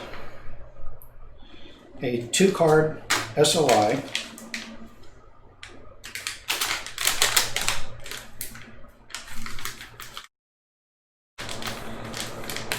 a 3-way SOI, and a 4-way SOI bridge. Now these are all hard bridges. In other words, they're PC boards and not just cables, which is something I cannot use with the 1080 Ti that I have because it's a 3-slot card and not a 2-slot card.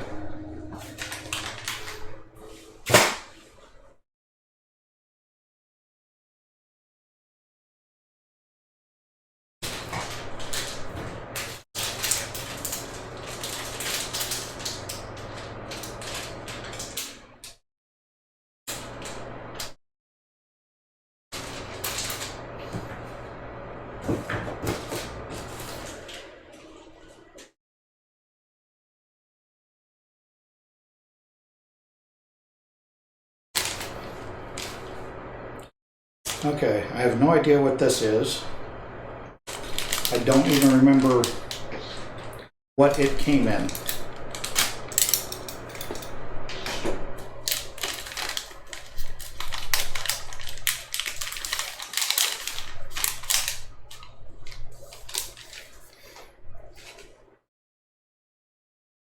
Okay, so this is the Corsair digital link, which ties into a USB 2.0 header block, which this motherboard only has two, and both of those are used for the case.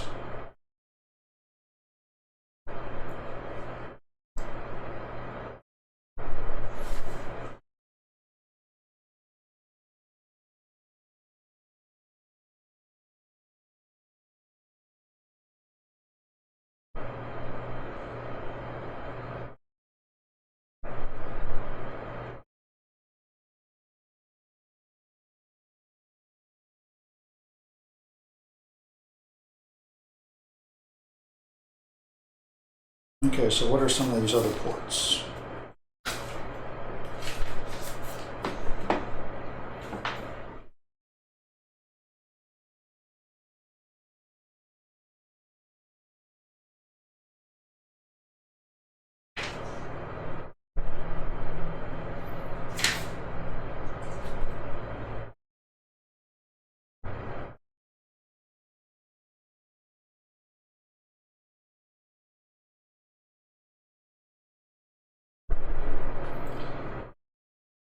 USB 3.0 header,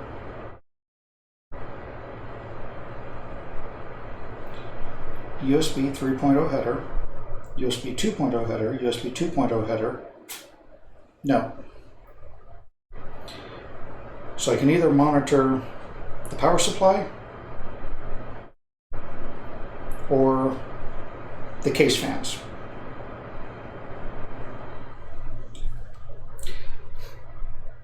I think, well, the power supply may be more critical because this is an all digital power supply.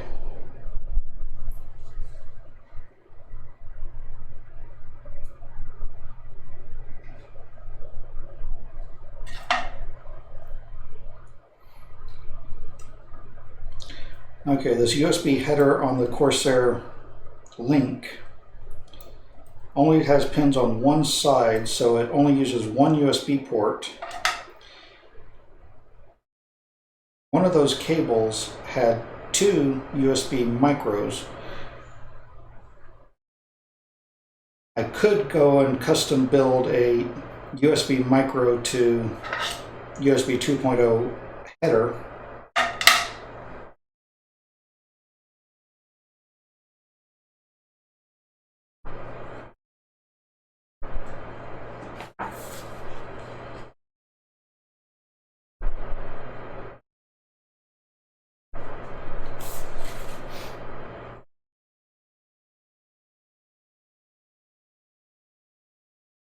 Okay.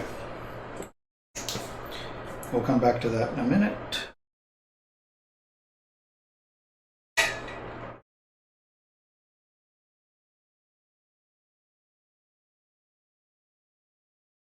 Data 1, 2, 3, 4, 5, 6, 7, 8. I think these are high-speed SATAs. Or no. What is that? I don't remember.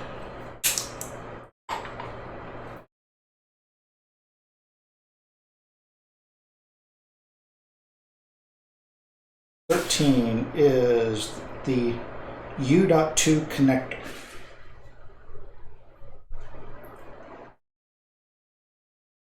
(18) is a graphics 12-volt power connector.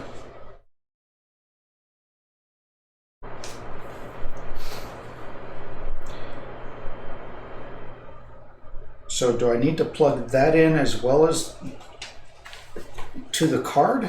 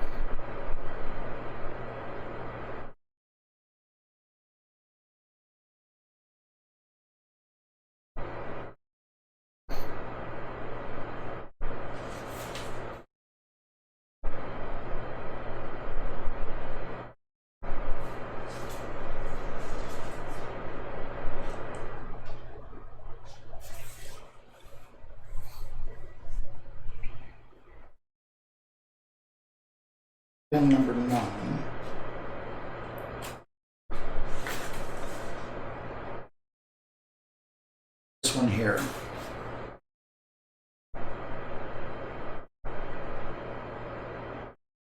4-pin number 2 is this one back here that I need to find a 4-pin to plug in.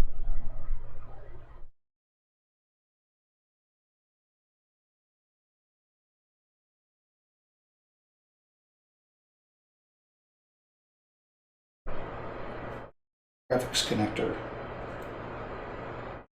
This motherboard provides a 6-pin graphics 12-volt power connector. Install the PSU power cable to this connector when 4 graphics cards are installed. I only have 1 graphics card, so I'm not going to bother plugging anything into that.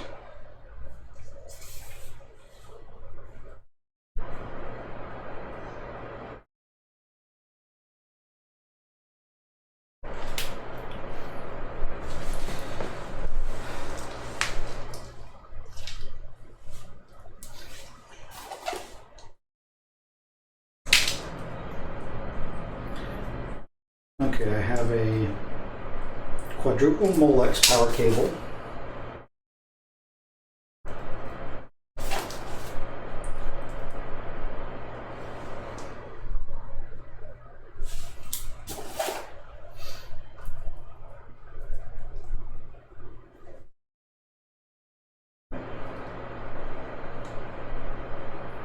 I have an 8-pin CPU.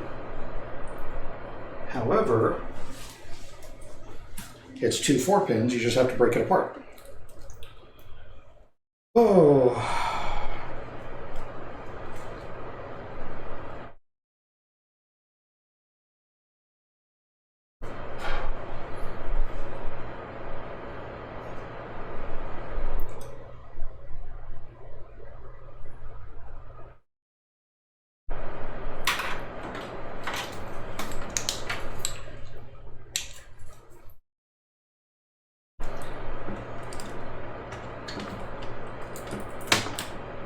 Okay, so that went into PCIe CPU 2. Now, are both of these the same? No, they're not. So which one is which? It looks like square, square, square. No. Squares opposing.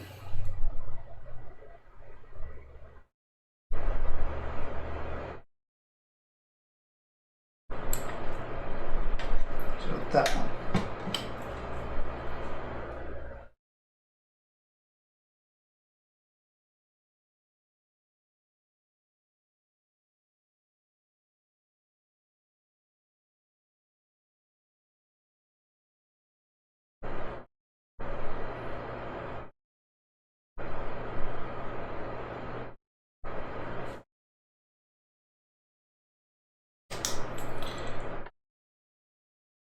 Okay, on the SATA ports, is the top one SATA 1 or the bottom one SATA 1?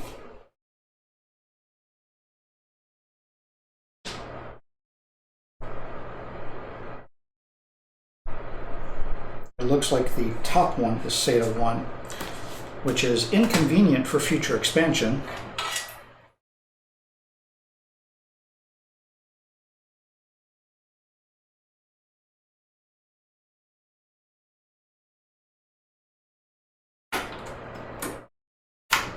It'd be easier if the bottom one was 1, that way when you go to add 2, you just put it on top instead of having to unplug one and put another one in below it.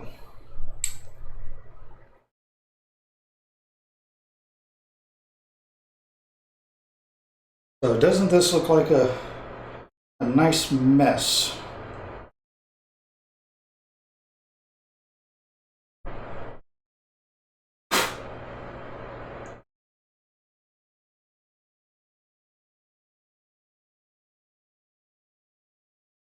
Okay, so the CPU cooler plugs in down here.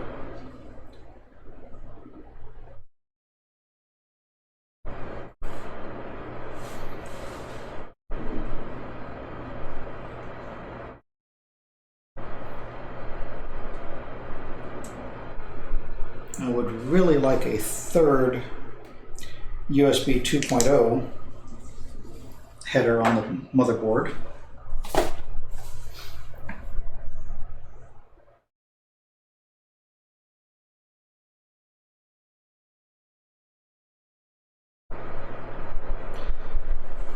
Okay.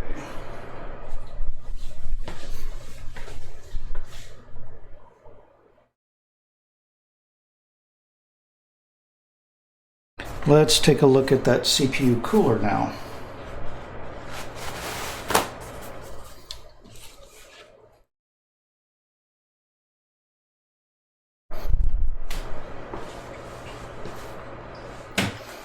Now I've been working in here, and there's been little things that have fallen onto the top of the CPU. And you want to make sure it's completely clean before you do any thermal paste. I just did a quick wipe to get large debris off. And I'm going to use Goof Off and this paper towel to get any oils off. Just a little bit.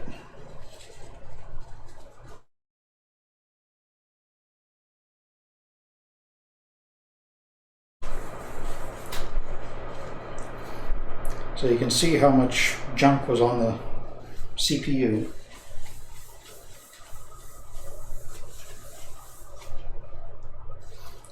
I will do the same thing to the cooler.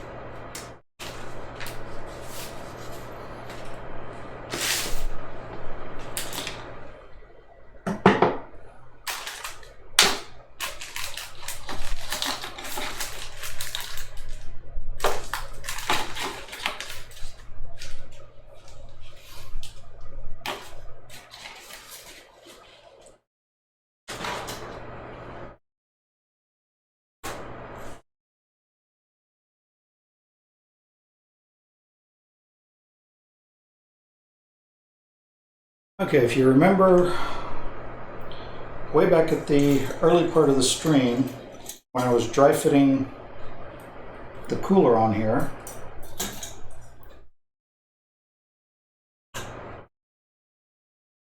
which would be something like that. One, this is the proper orientation for the radiator because it has two close tie downs and two far away tie downs. So you can't have it flipped. But this fan is currently blowing that way. Now I could literally just turn the fan around right where it's at and have it be a pull.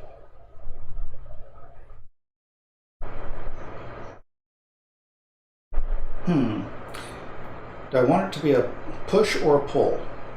If I want to have it a pull, I'm going to flip it around this way, just 180, and have it suck air through.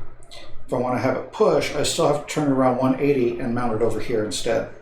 Plus, I need to raise this up a few fins to clear the memory.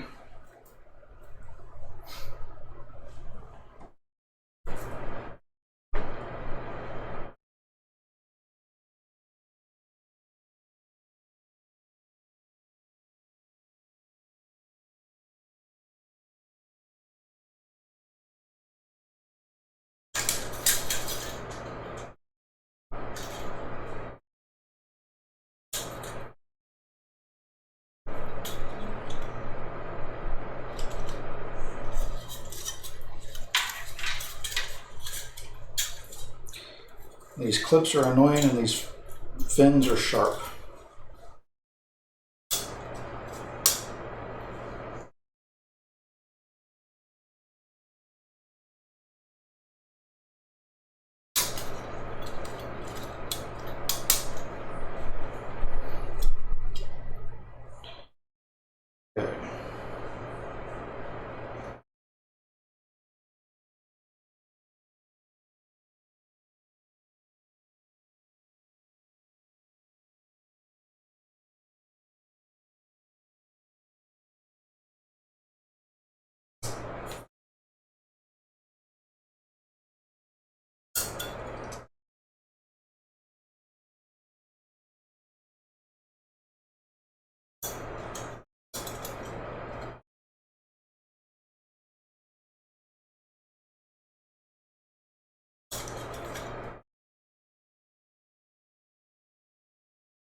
Fan seems a lot looser than it was.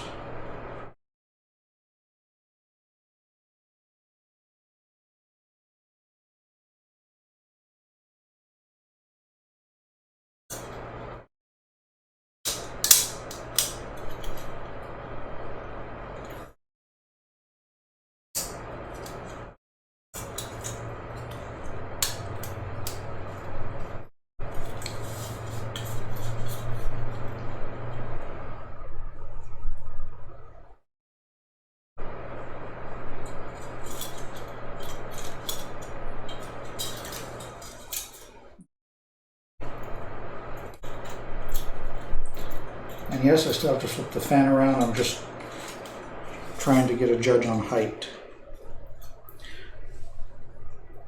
Okay, so if I were to get more RAM to max out the system, this height should be good for the fan. It just clears the RAM.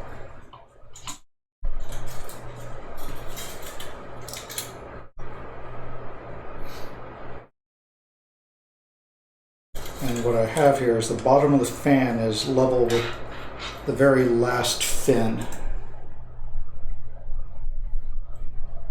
So that's my reference.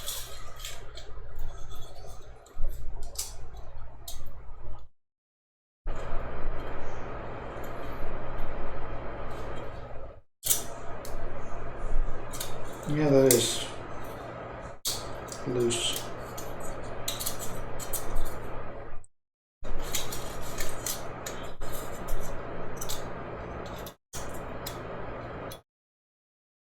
Doesn't fit that way.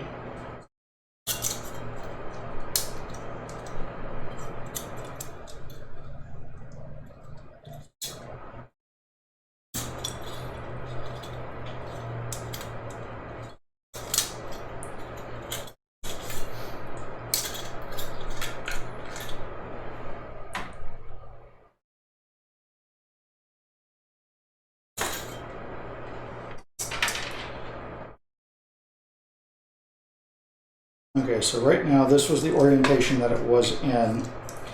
And if you look here, it spins this way, but it's blowing that way. So I need it to blow this way.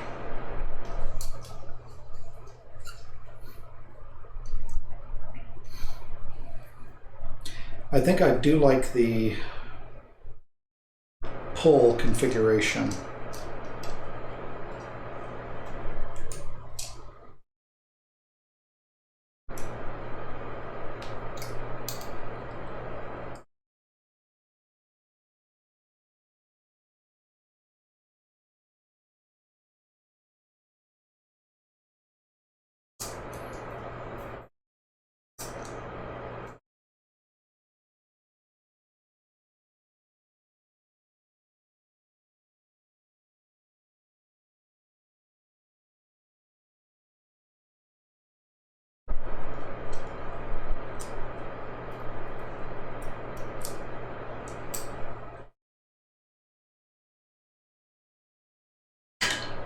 That should be just long enough to plug into the fan header.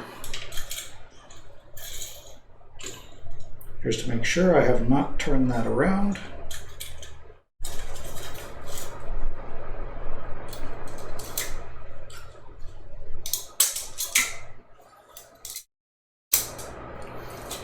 Okay, so I'm going to line the bottom of the fan with the bottom fin.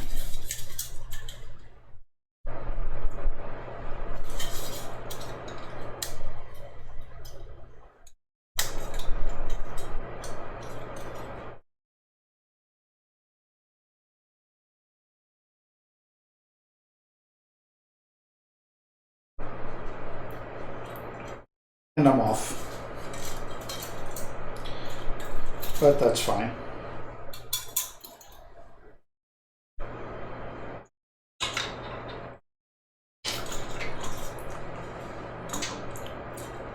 Just as long as I clear the RAM, and I do. And this header block is just within reach.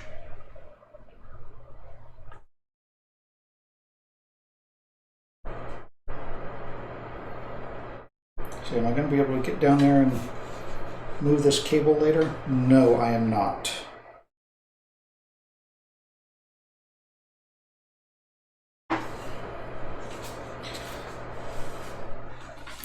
Okay, so that means I need to stand the case up so that I can route the PSU cables through the backside.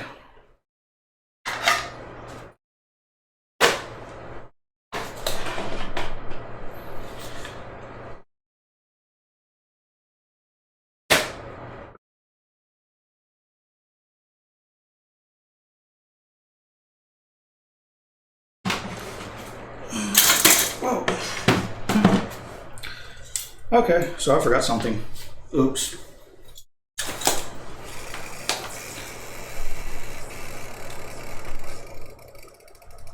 Okay, that was just here, and everything else is protected, so we're fine. If you don't have one oops while building a PC, you're doing it wrong.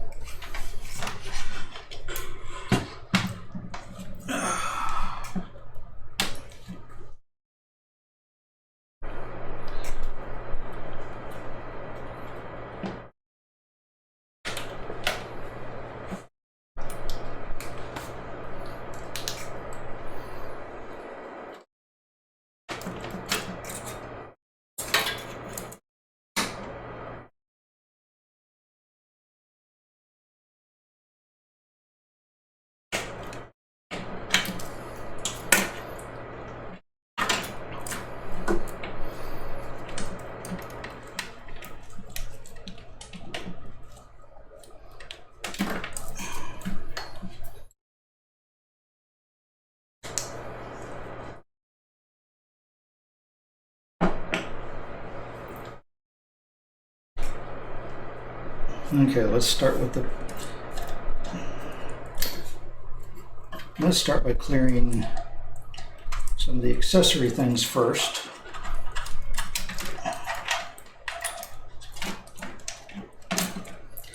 Just so I can see what I'm doing. Okay, ATX power.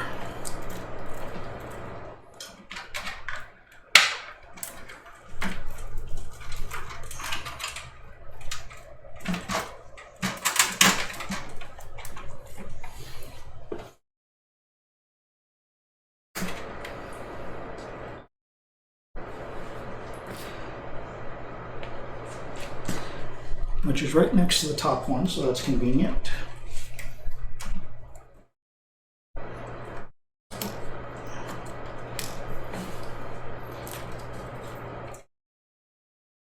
Not convenient is that the cable has been wound together so long that it doesn't want to flex and bend, so I can get it to plug in.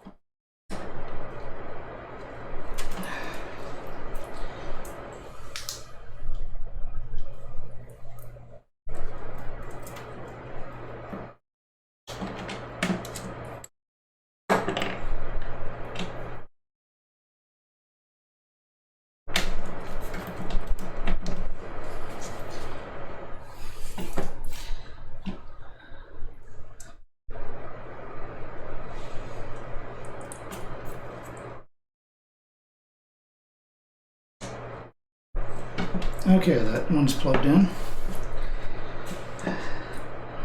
Now let's go with the 8-pin power.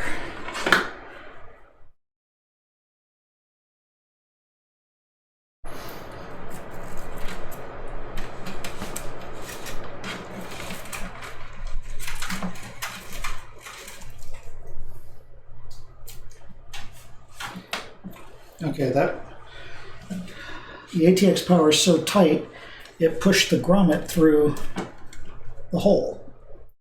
Now I have to try to refit the grommet.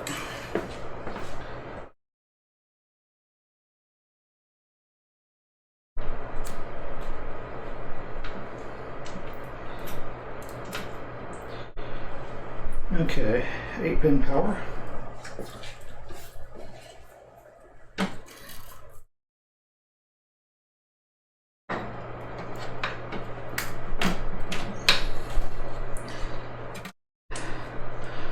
Four-pin CPU power.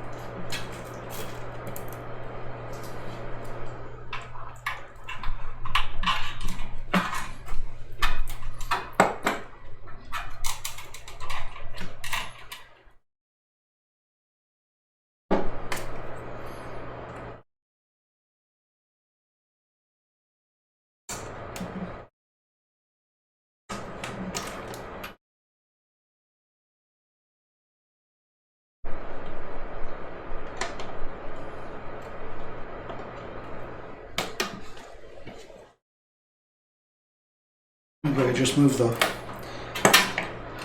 where it was plugged into the power supply to give me just a smidgen extra length. Because this is right at the very bleeding limit.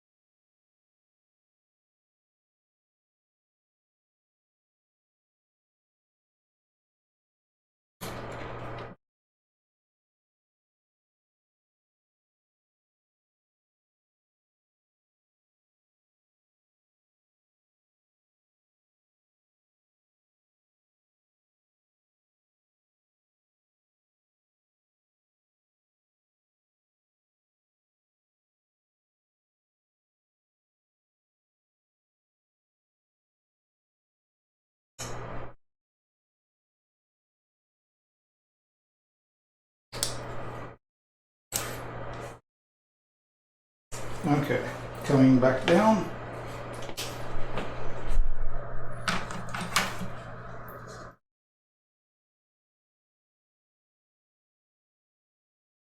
Well, slow going.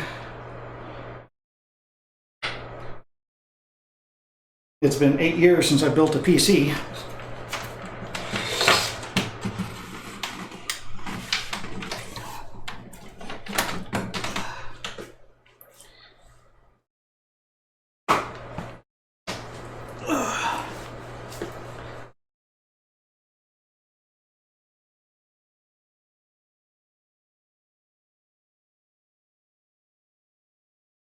Okay, just moving those power cables around to the backside, everything looks a little bit cleaner. Here's the main ATX power, here's the 8-pin power for the motherboard, here's the 4-pin power for the CPU, and that really cleans up this area here. I still need to clean up some of this, but that will be cleaned up by strapping to the backside later.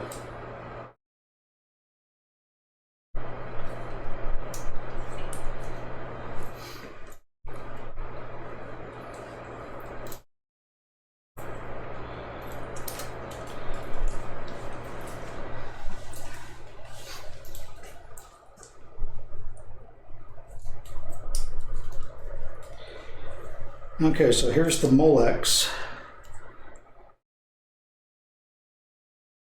that is needed for the fan controller.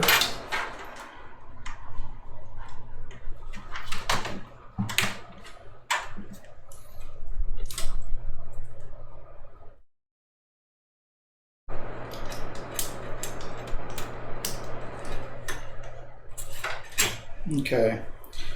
Now again, these will be cleaned up later.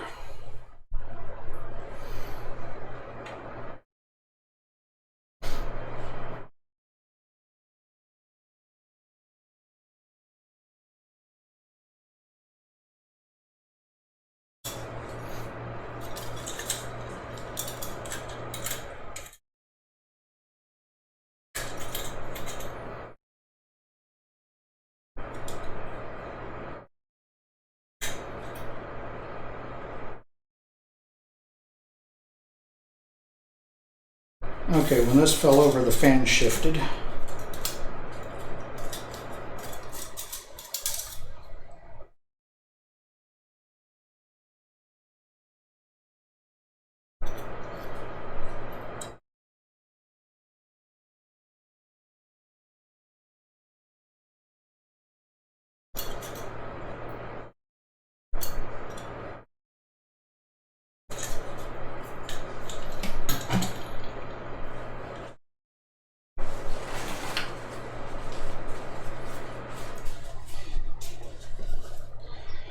Okay, now if you remember earlier, I said you want to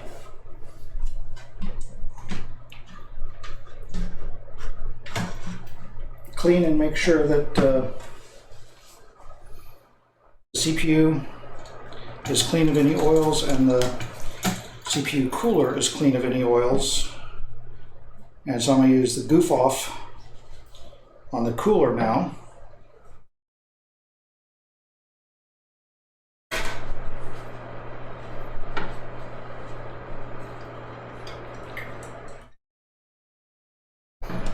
And not very much.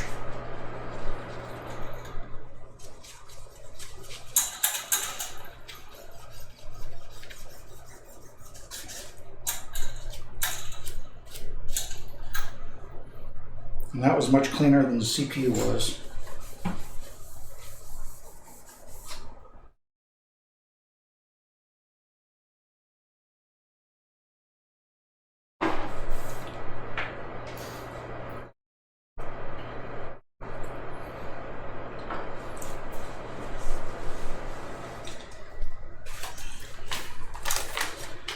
Okay, cooler installation.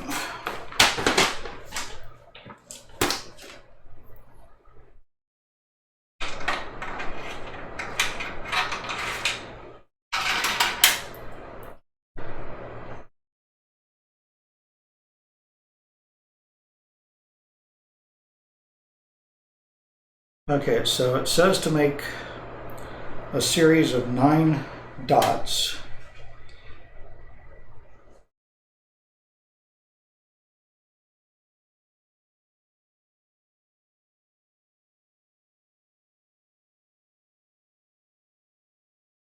Three to 4 millimeter diameter. This is America. I don't know what a millimeter is. Let's see, do I have a millimeter ruler?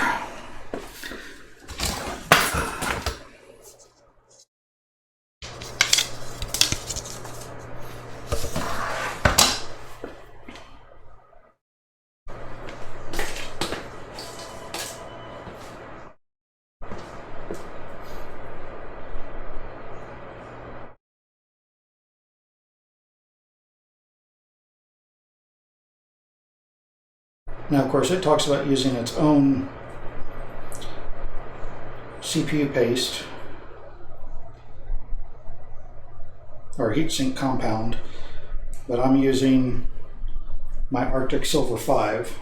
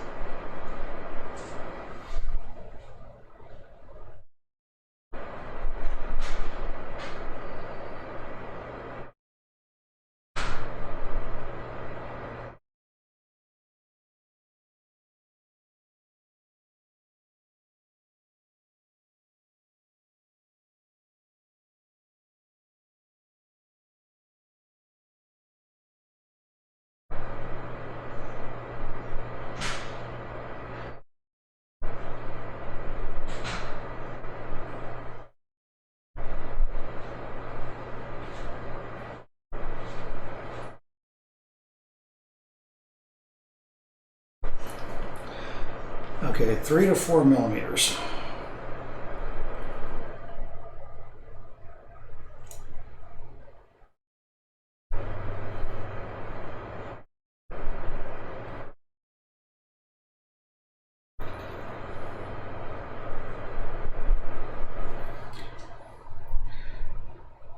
That is 3 millimeters.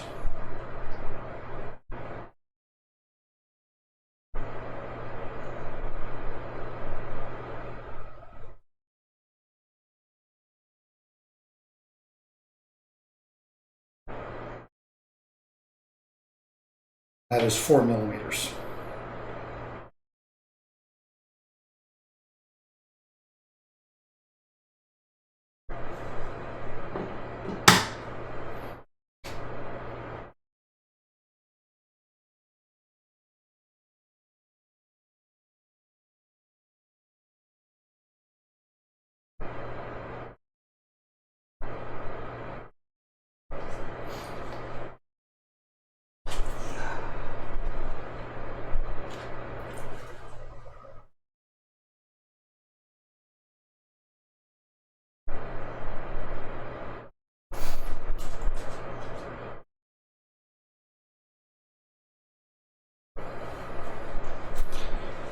And I'd like to thank everyone who's watching and who's stuck around for the build so far. Not the most exciting thing in the world, but not something you see every day on Twitch either. Okay, so I'm going to start right in the middle.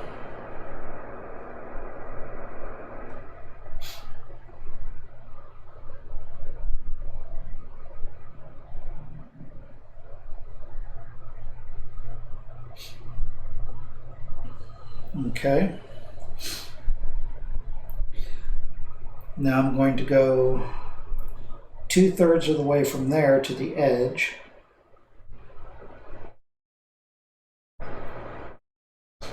And do the same thing on the other side.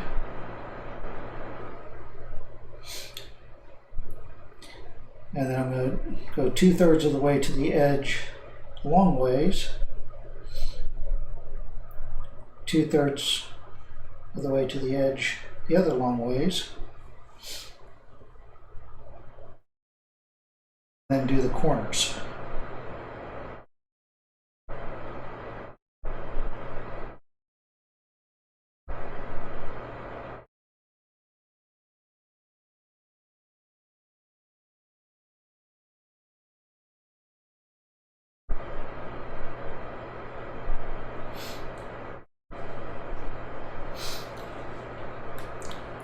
Okay, now it says I need to do 4 more dots in the center of the 4 squares that I just created.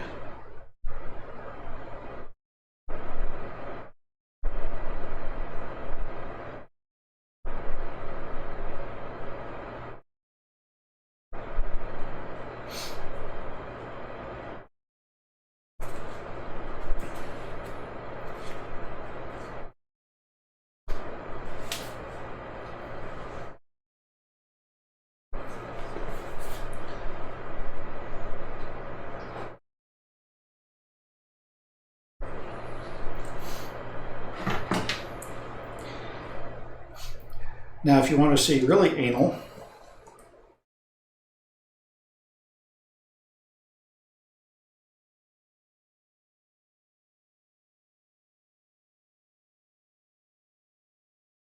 okay, so each one of those dots is about 4 millimeters, and it says 3 to 4 millimeters.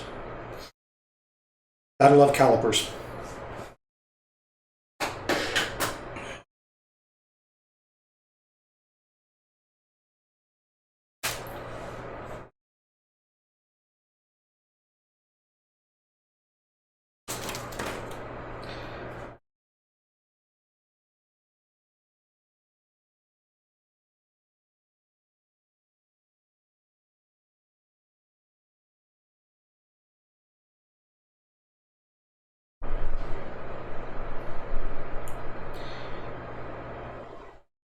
Okay, that's annoying.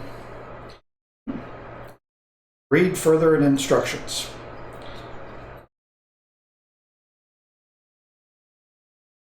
I managed to bend one of the fins. The instructions say before installing, remove the fan. After I've just got it a line so that it clears the ram.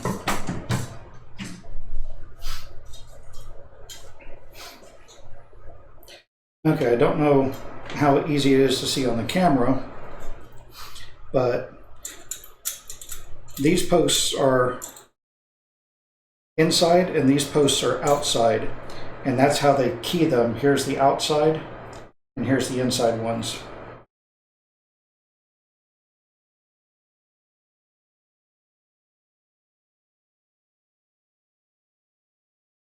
As I said, I managed to bend one of the fins, so I'm going to use my tiny needle nose and straighten it back out.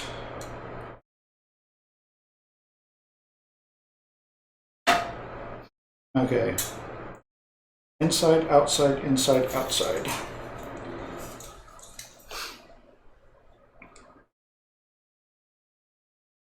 Put the heatsink onto the CPU so that the 4 spring-loaded screws align with the threads of the CPU socket. Use the supplied mounting tool to tighten the screws. Perform 3 turns on each screw, then repeat until they are fully tightened.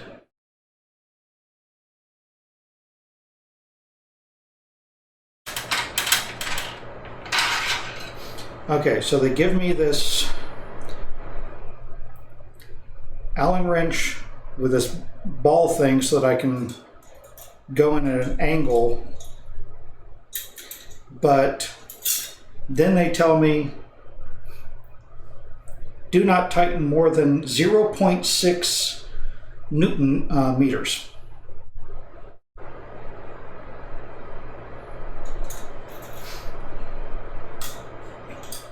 They are idiots.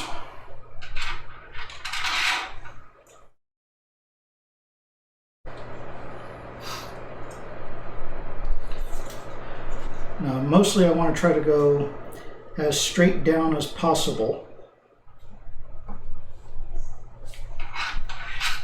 because I don't want to sit there and just move it all around.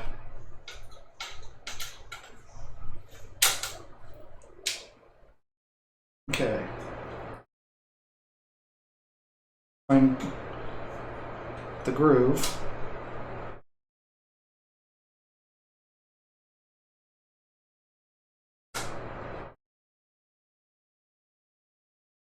Okay, so 45 degrees. 1, 2, 3. Now I'm going to go counter corner, and you can see where the ball portion of this comes in, because the screw on the narrow side is under the fins.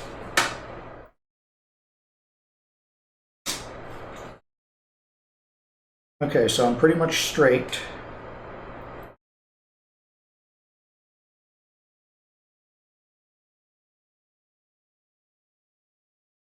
One, 2,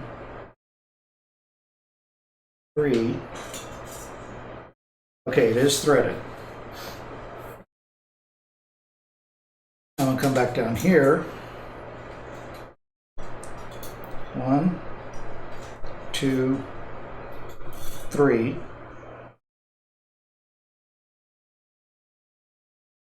Now this difficult side, because I don't have all this clearance.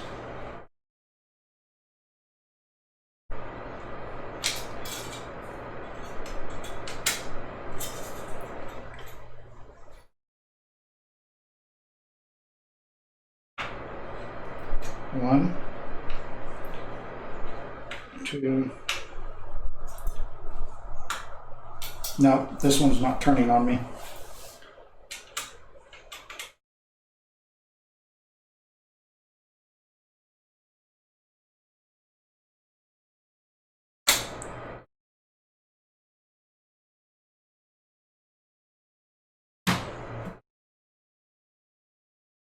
One, 2, 3. Okay, they are all started.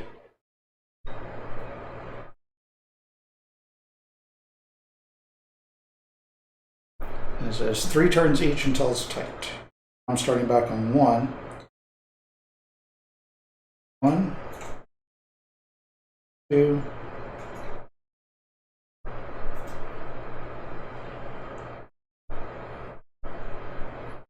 and 30%.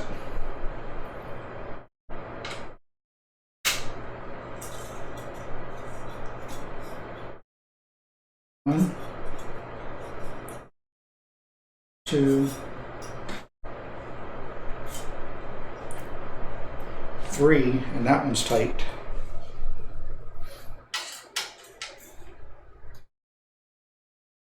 1, 2, 3, and that one's tight.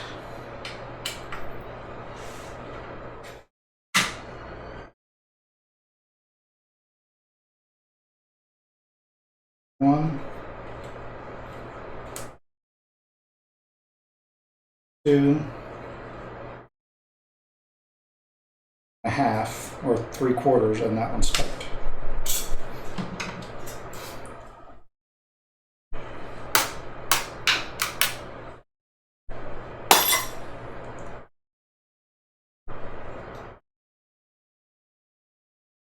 Okay, now the fan thing again. Right now this blows this way. I want it to blow this way because I want it to pull the air through and blow it to the exhaust fan.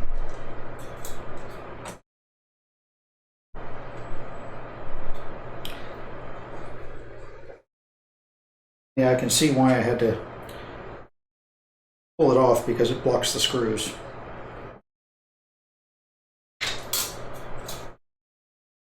But it just makes leveling it and getting it on here so much harder.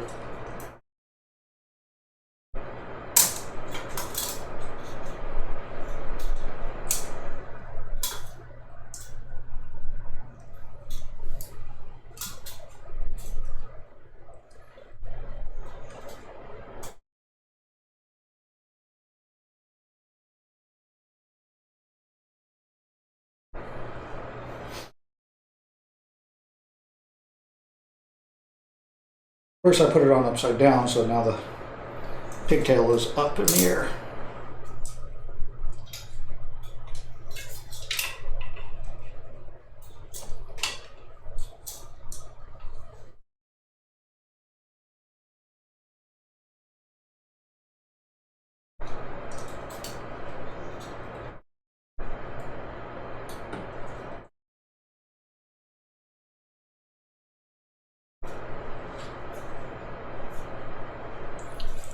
And one set of fins up. I'm leveling by these upper corners.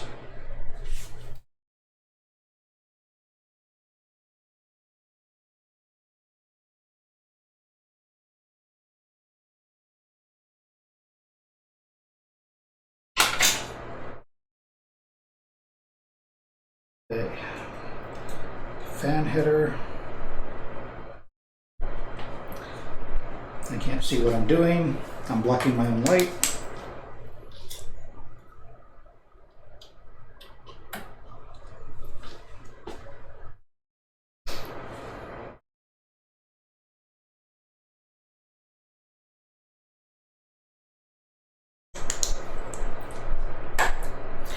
Okay.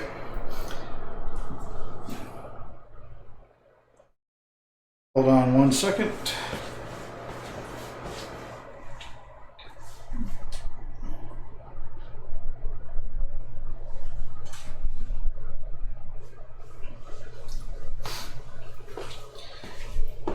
My monitor laptop that I have watching the stream so I can see chat messages just lost network. So I need to restart it real quick.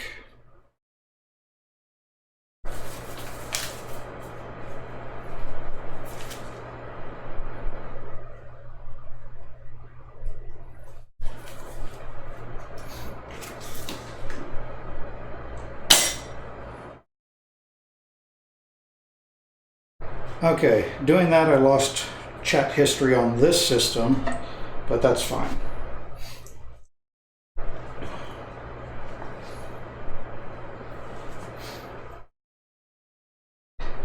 Now, one of the interesting things about this case, and let me use this as a backstop so that these slots are really apparent.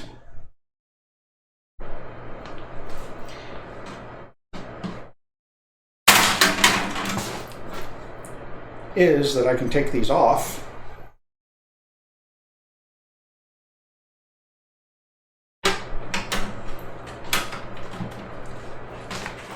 and mount them sideways.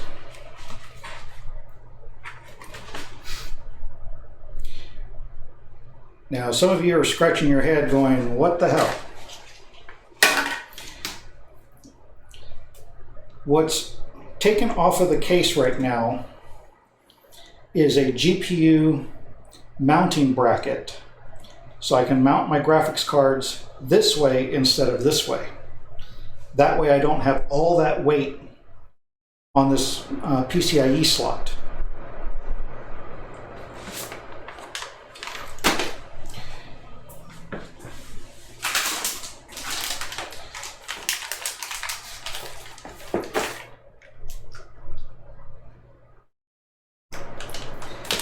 Now, you say, but that doesn't plug into the motherboard then.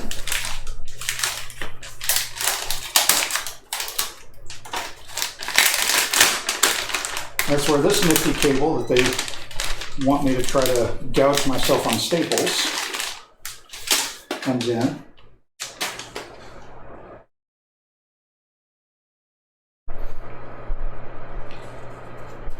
So your graphics card plugs into this side, and this plugs into your motherboard.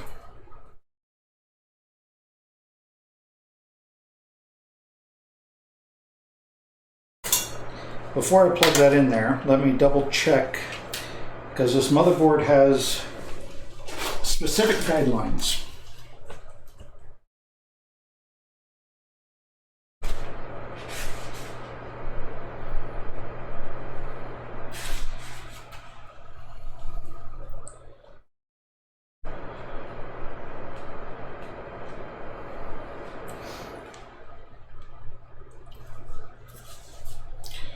Okay, single graphics card into PCIe 1, which is usually right next to the CPU, and it is PCIe 1.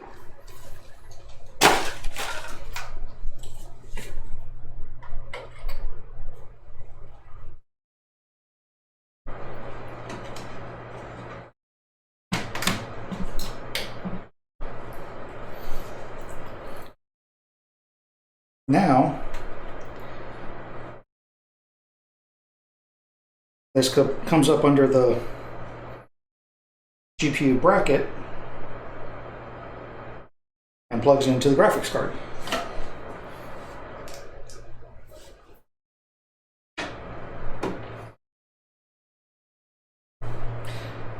Now, one bad thing is this PCIe backplane came defective.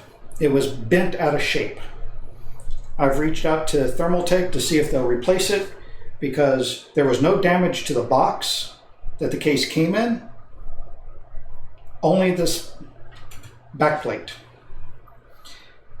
Now I've taken some wooden blocks, a rubber mallet, and some channel locks, and straightened most of it back out so that it fits together correctly.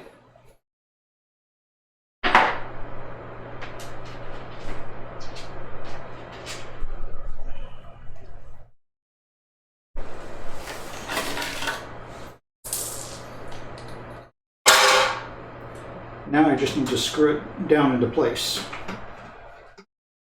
in its vertical orientation.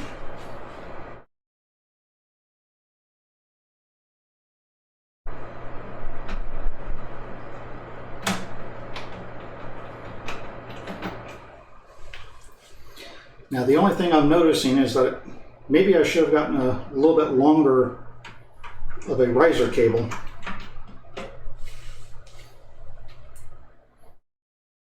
It should still work.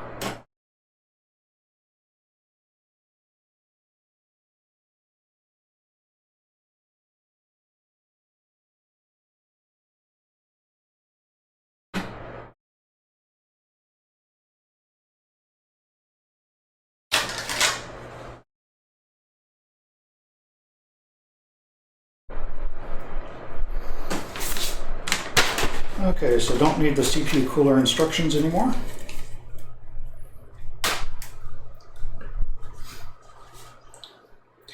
Boy, this case looks mostly empty.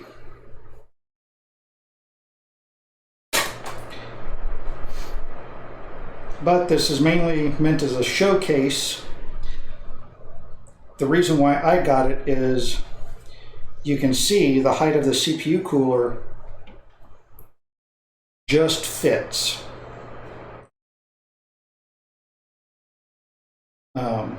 So that was one of my main things for getting this case, is that the CPU cooler would fit and the GPU would fit. The GPU will go here, and even if this is in the way, these can be removed or moved higher. Right now, I don't have anything mounted in these, so I could remove them and just have this big open area in the front. I haven't decided yet. They're meant to be removable so that you can put a water cooling reservoir mounted right here on the bottom, as high as up to here.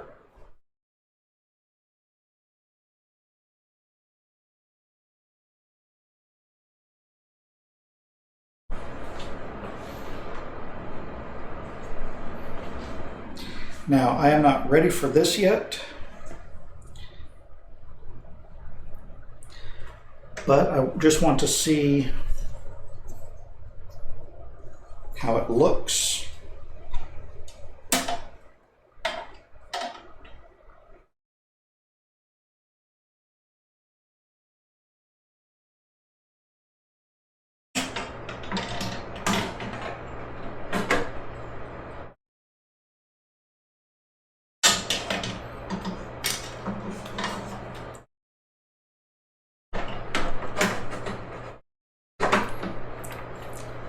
So it mounts down there.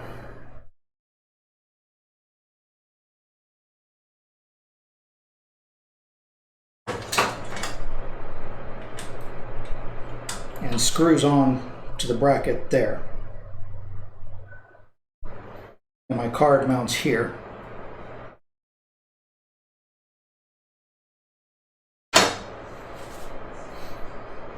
Yes, I think I should have probably gotten longer riser cable.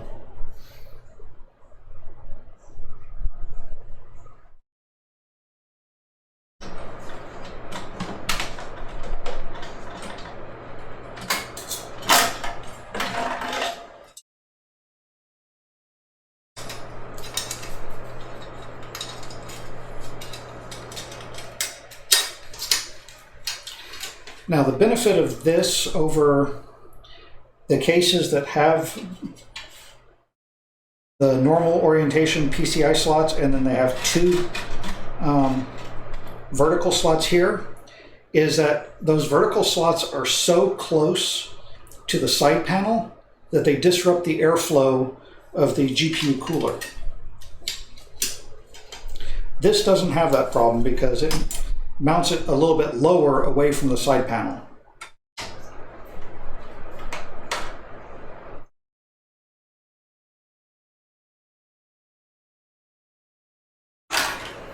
And I have no idea what tool they used to do these thumb screws, but you can't undo them with your thumb.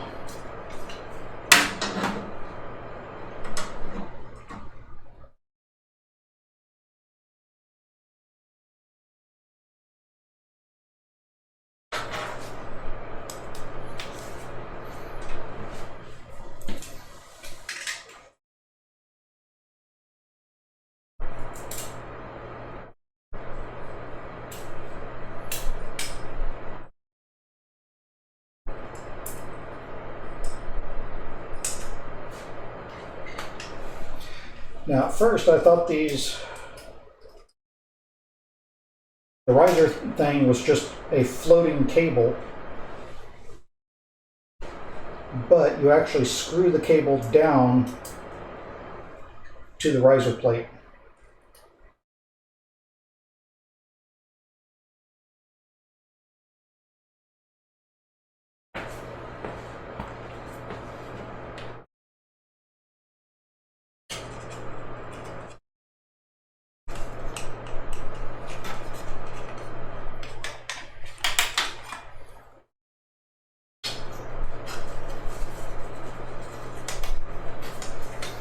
Okay, time for a little bit of origami.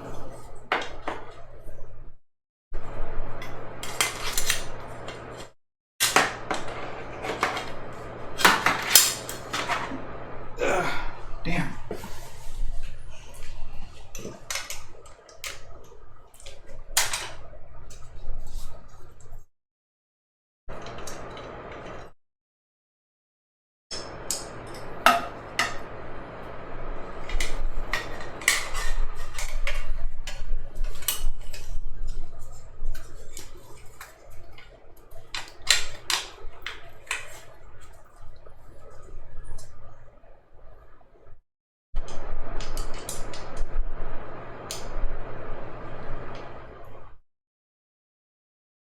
Come on, thread up. There you go.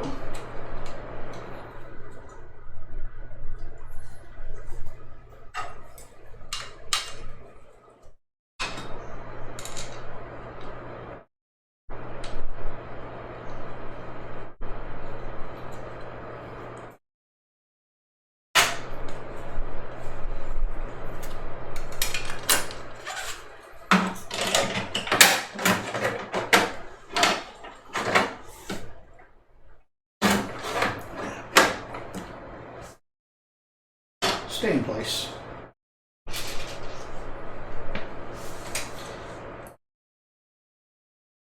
I'm not going to actually fix this completely yet.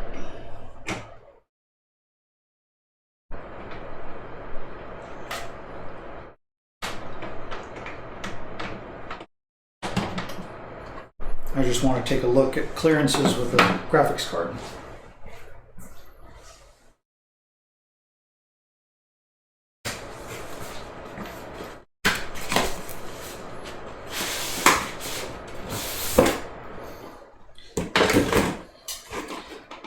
That is the graphics card that I got.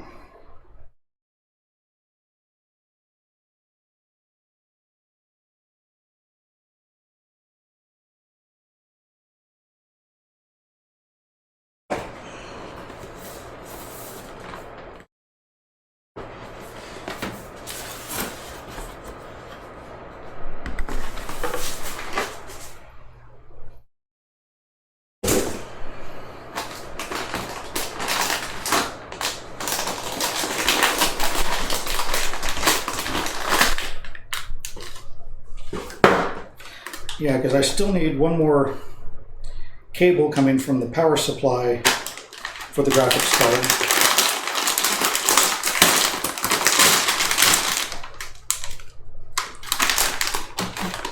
Oh, I hate this tape.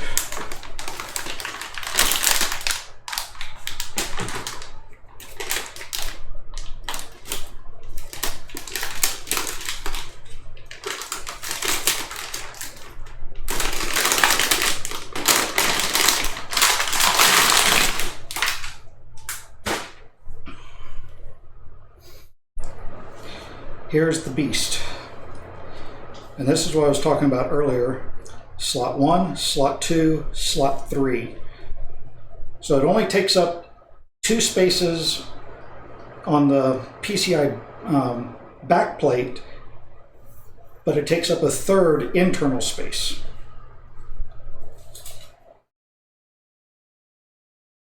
Okay, I'm fine on clearance with that.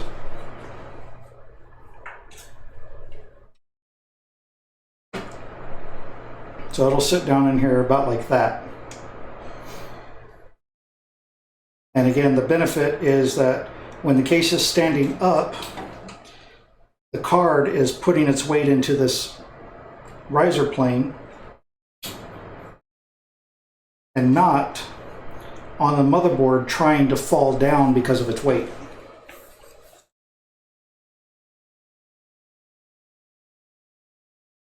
Now that may look a little bit flimsy, but when I put the power supply shroud back on, there's a standoff that goes here to give this support on this corner.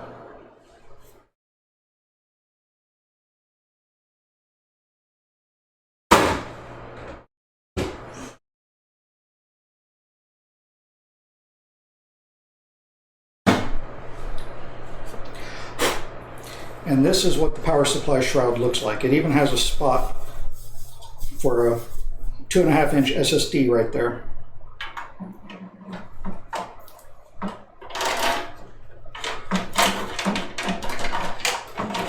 Now, of course, this has to be done before the riser is in.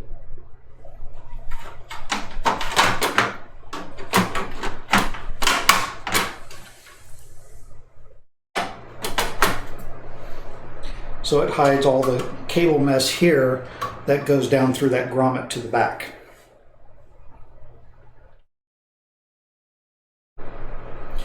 So all in all, this is a nice looking case, and I have plenty of room to grow to water cooling later if I want to, but this cooling solution is supposed to actually be quieter than most water cooling loops.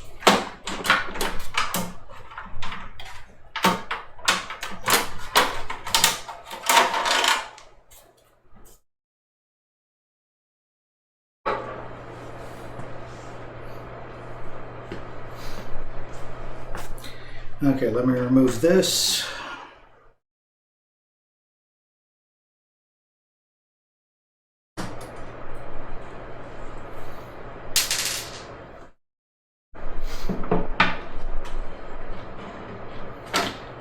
I did not make note of which of these plates the GPU is going to line up to, so I still have to do that.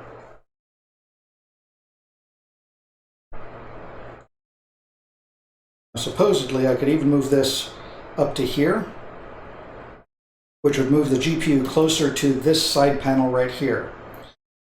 I don't want to do that.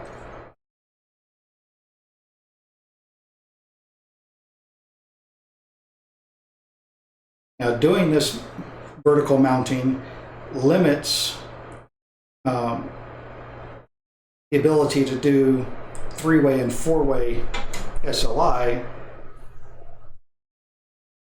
But with a 1080 Ti, doing SLI is usually completely unnecessary.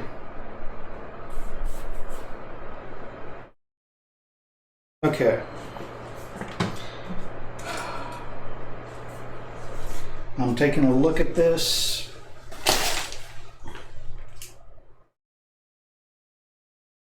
I have all these cables that I still need to clean up.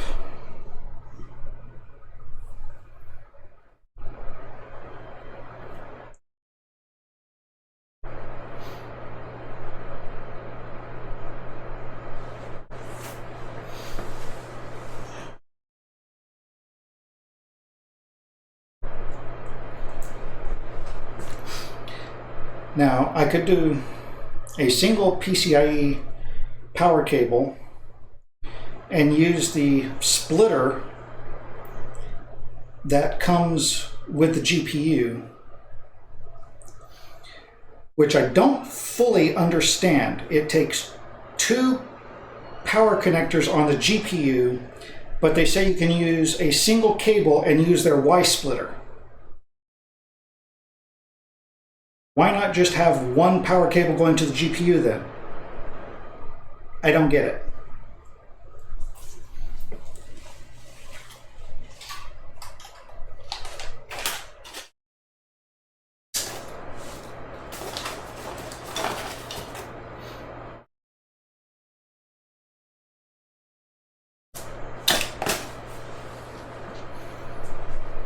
Instead, I'm going to use this cable,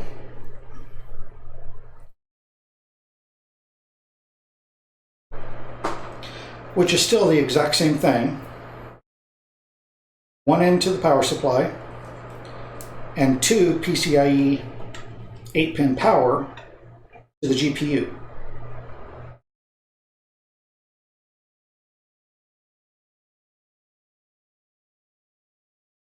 Unless anyone watching can tell me why to use two individual cables and have more cable hassle, I'm just going to go with this and not use the manufacturer's Y and just use what came with the power supply.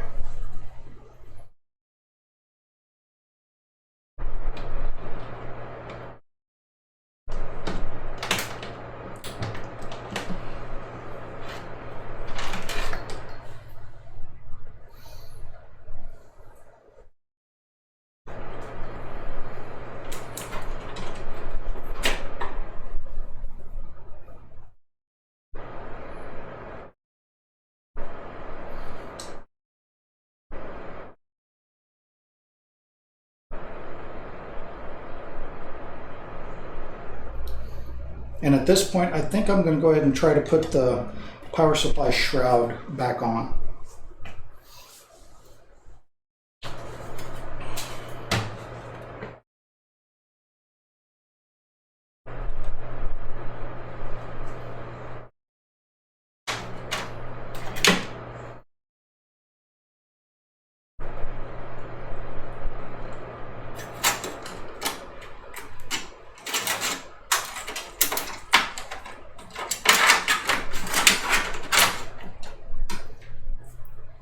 And that's what the shroud is for, so you can just make a mess here and you can't see it.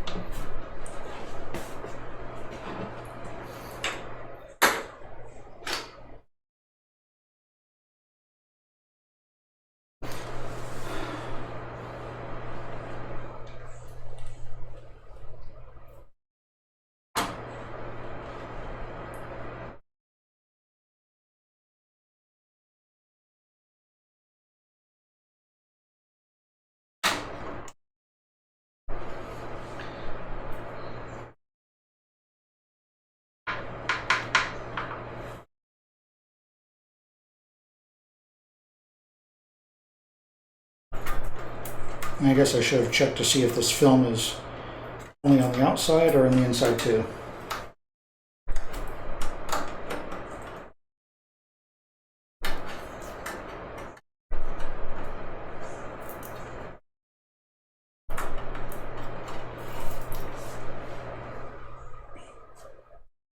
The film is into the grooves of this stupid panel.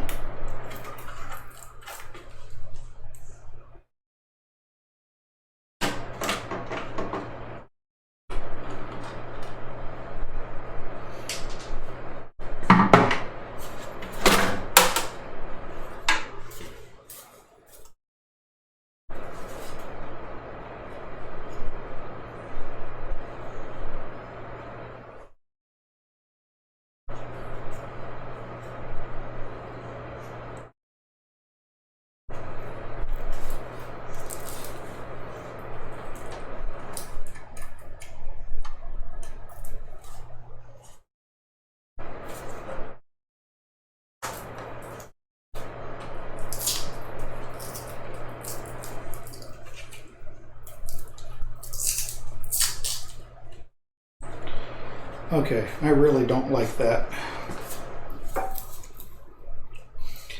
So the panel has slots that these tabs went through, and they bent them over to hold the panel in place.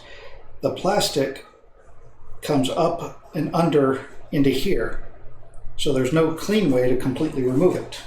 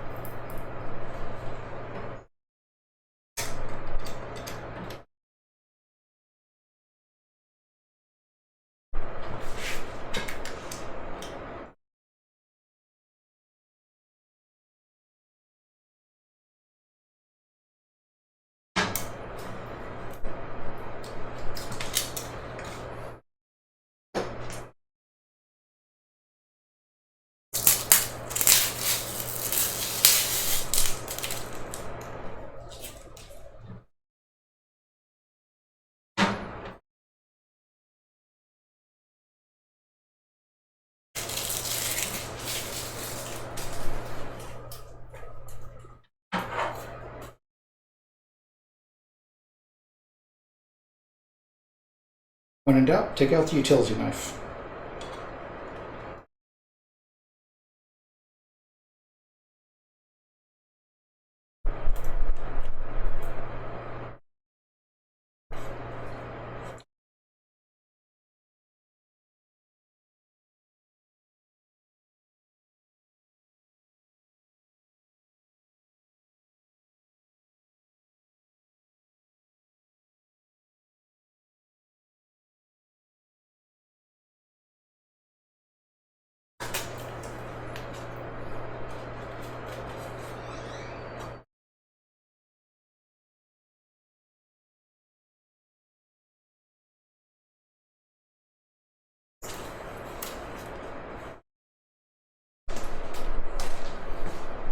Okay, I just cleaned off all the fingerprints from the plexiglass panel.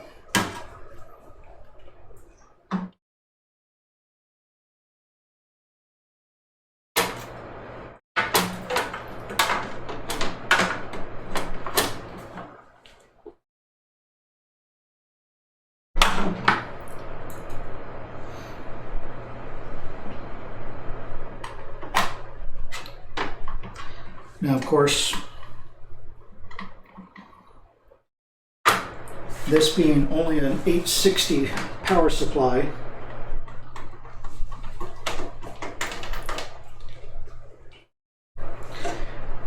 and a fully digital power supply, it only comes to here.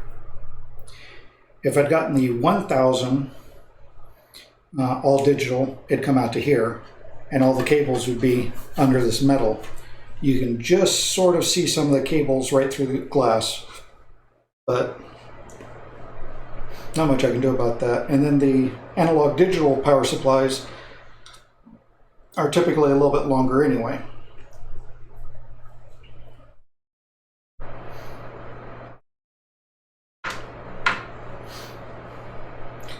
Now, part of the shroud screws down on the back side.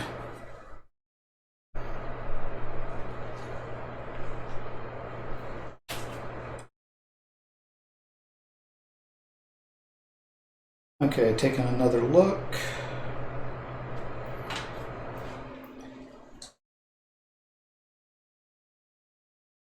This will go around on this side.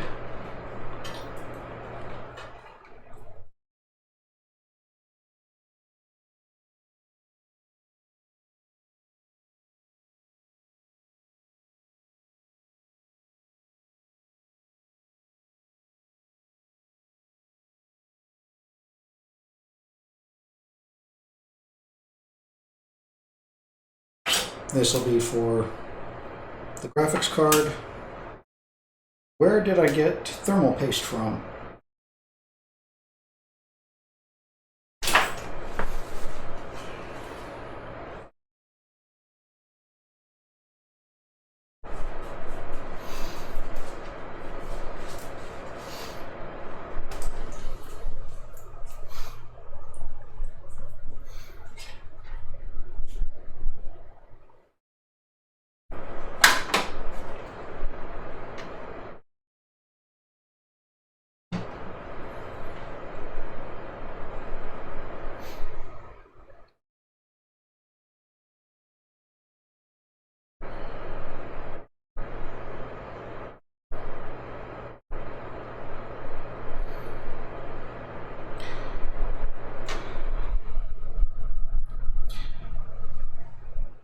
Okay, so not only can you mount a 2.5-inch drive here, but you can mount one up under here as well. No, wait, that's not 2.5, that's the reservoir mount. There are some other places to mount drives in here.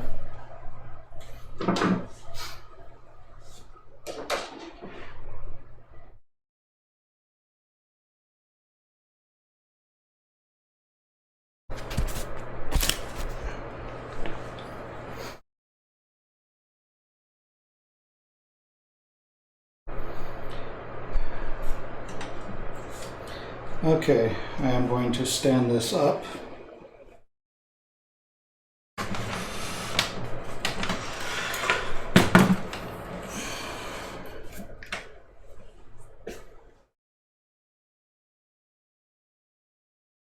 And you really don't want to see the mess that's back here.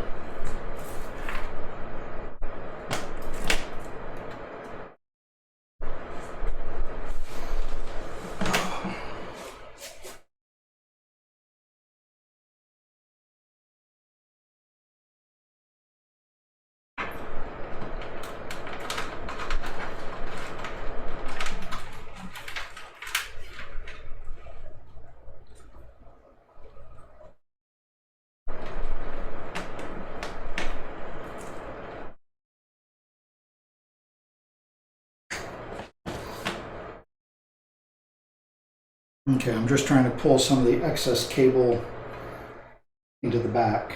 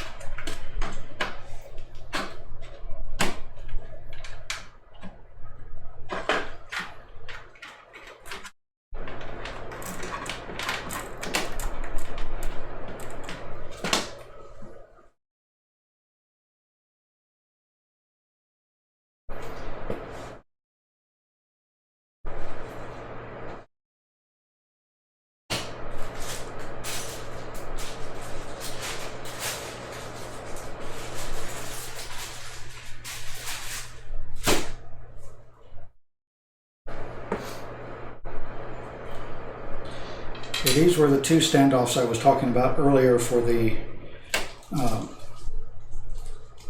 PCIe riser. The short one is for when you use the power supply shroud, and the long one is for if you don't use the power supply shroud.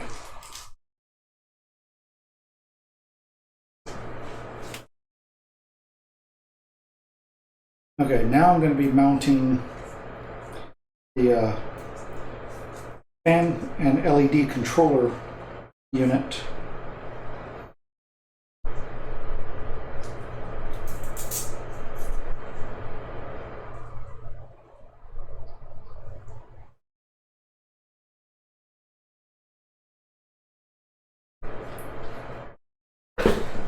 I just have to decide where I am mounting it.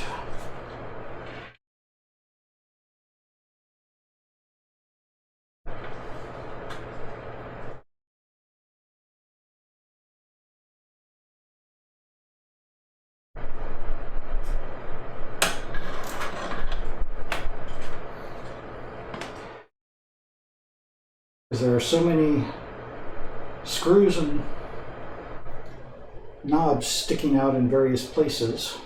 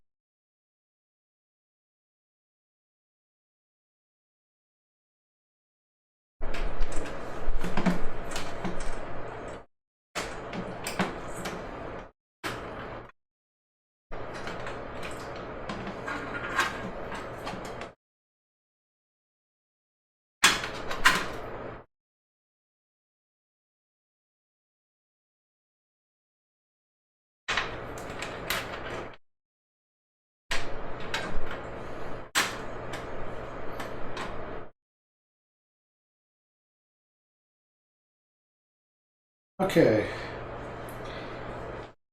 Status check. I need to secure the shroud.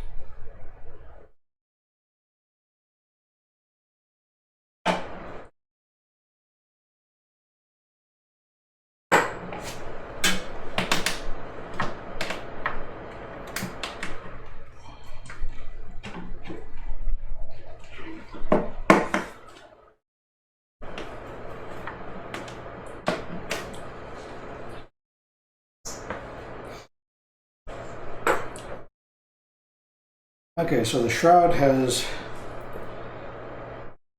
widened.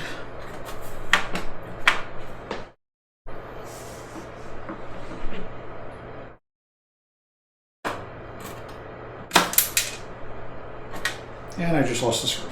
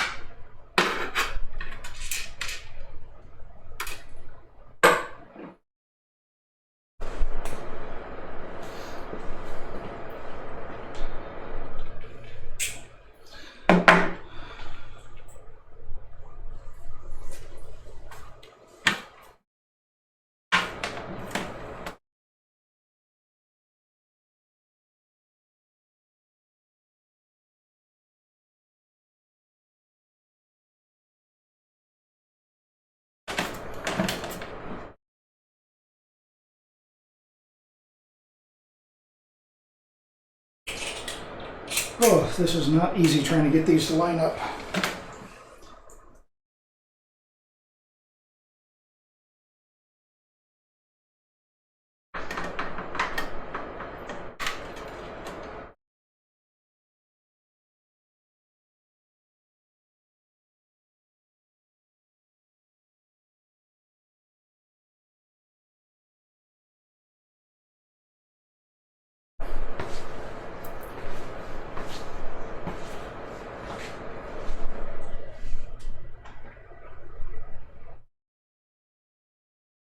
What I need is a CD ejection tool.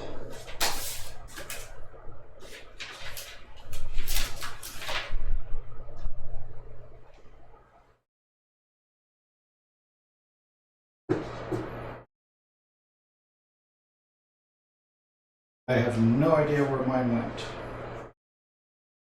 Not seen it forever.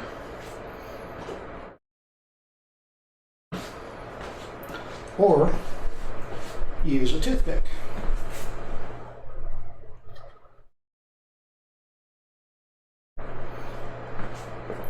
Now the thought is you put the toothpick in to try to align it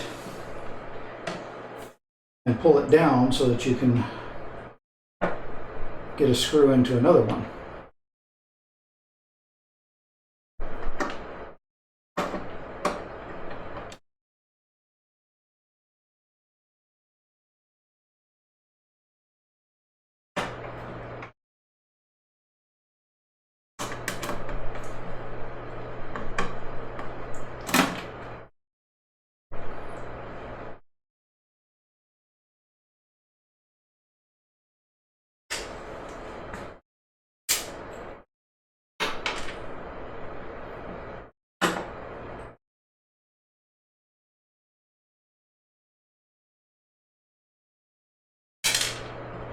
This middle one just does not want to line up.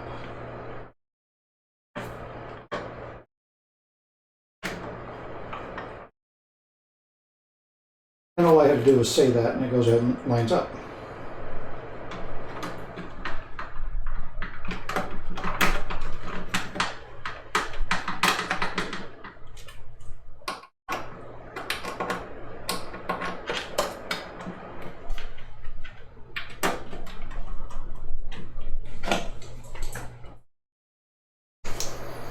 Okay, so this the power supply shroud is now in place.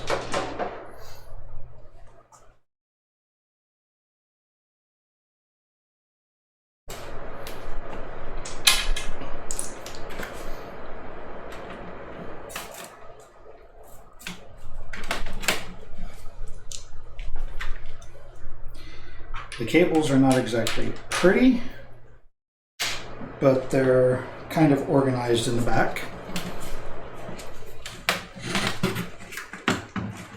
Oh. Speaking of back, mine is about done.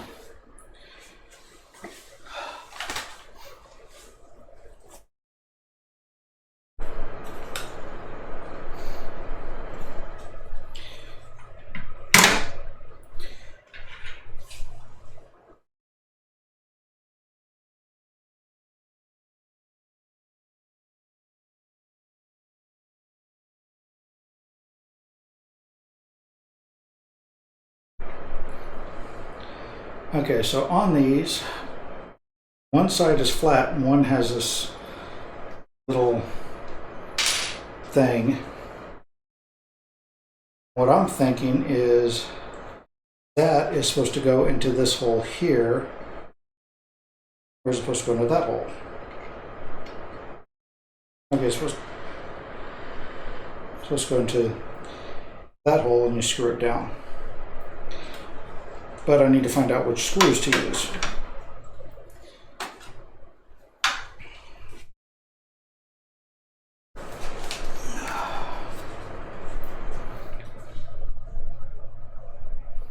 I have never referred to a manual so far, or so much, in doing a build. That's the motherboard. That's not what I need. Where did I hide the case manual?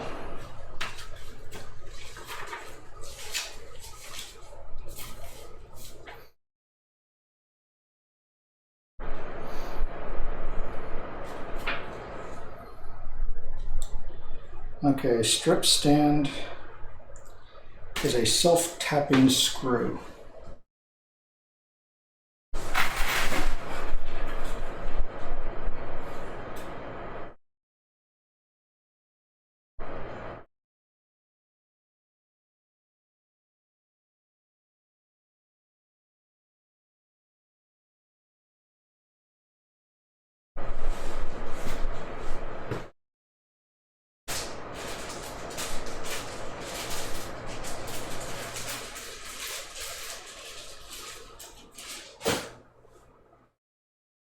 It's the one screw not in the bag with all the other screws.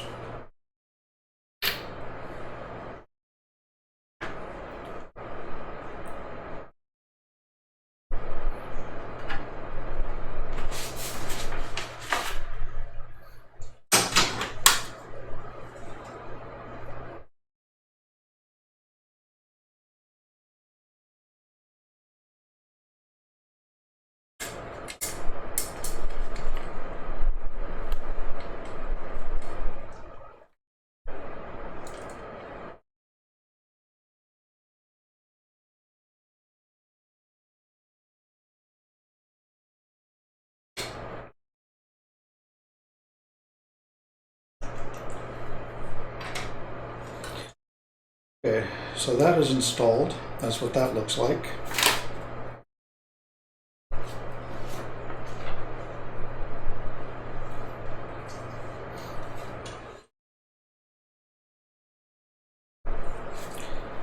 So now when this goes in,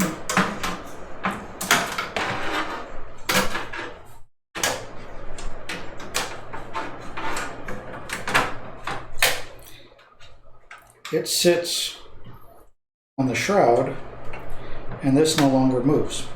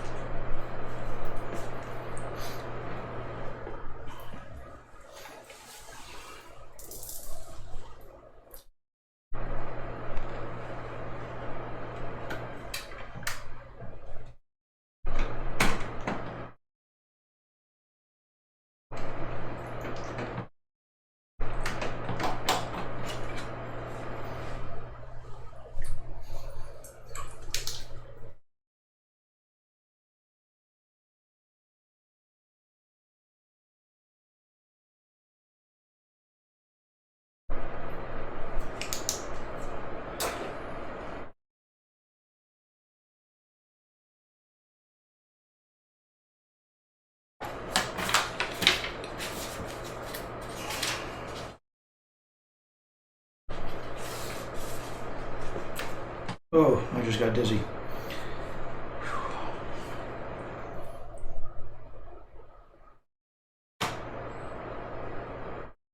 VGA bracket, backside has 1, 2, 3, 4, 5 screws. I have 1, 2, 3, 4.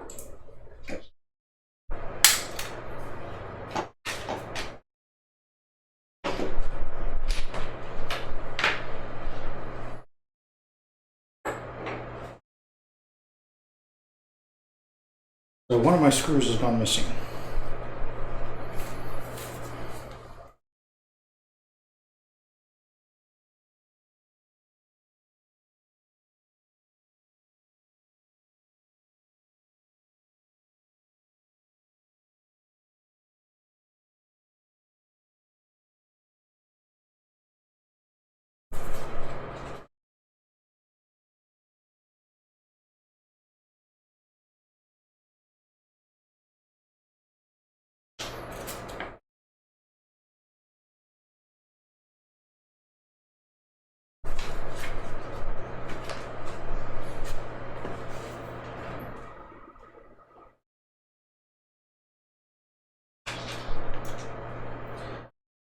Where did my screw go?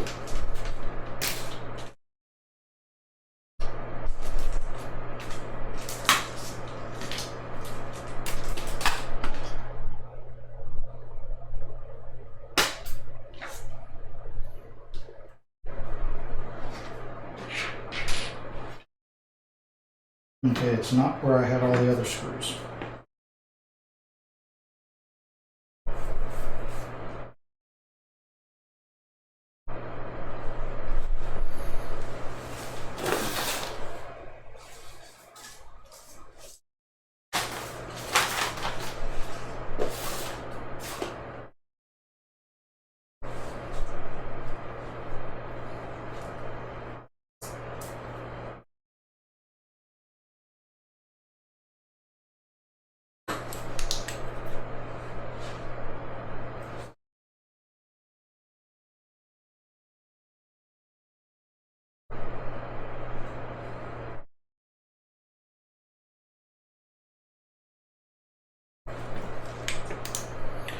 Okay, before I get to that, the all-important speaker. I don't know if this has a place for that.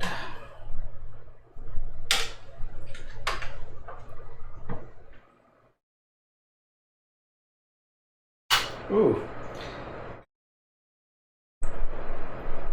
I can't get that over to PCIe 1.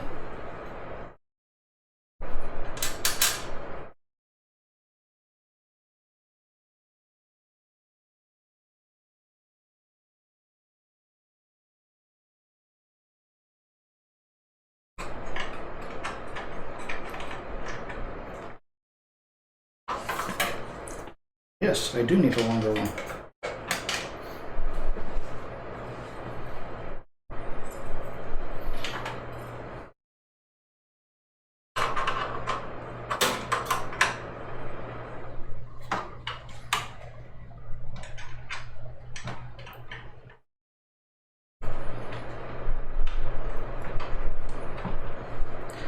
But for now, that can be easily remedied.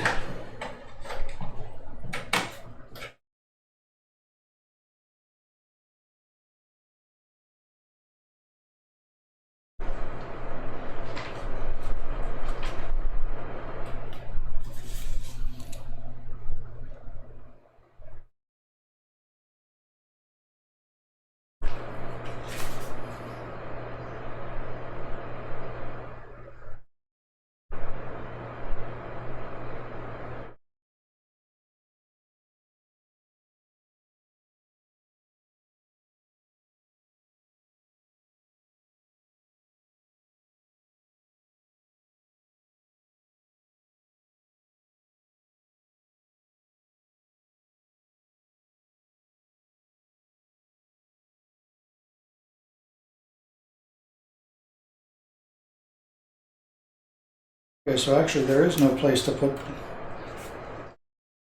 that speaker, which is mainly for diagnostic anyway.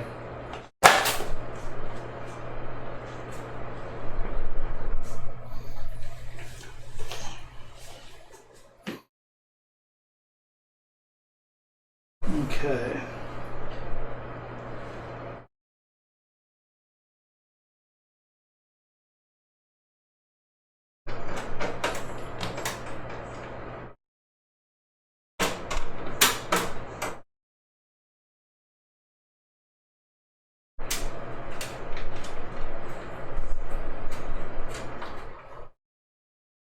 Now we put the graphics card in.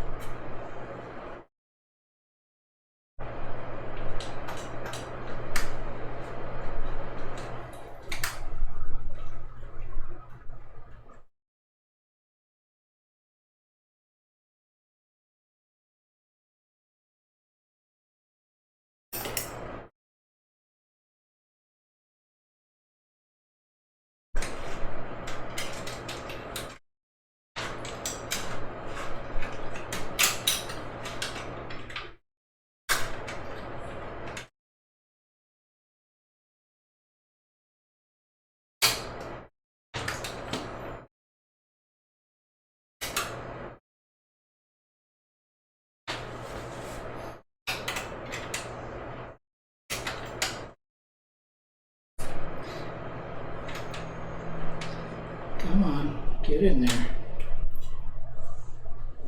There you go.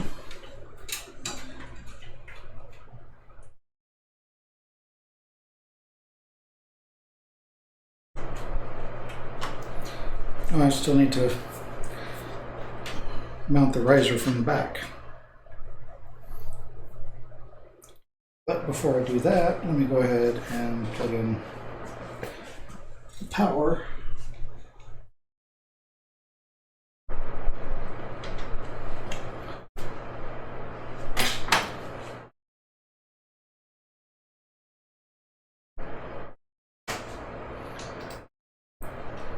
Way on the bottom where I can't see.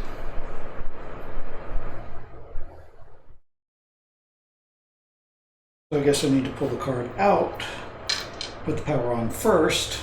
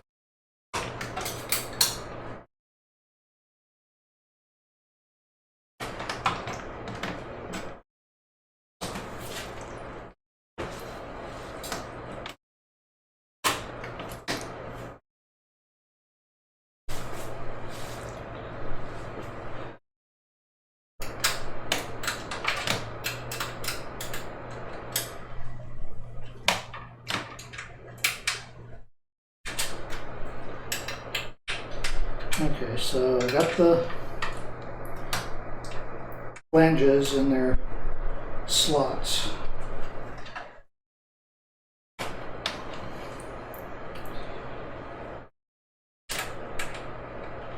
Got the PCIe board plugged in.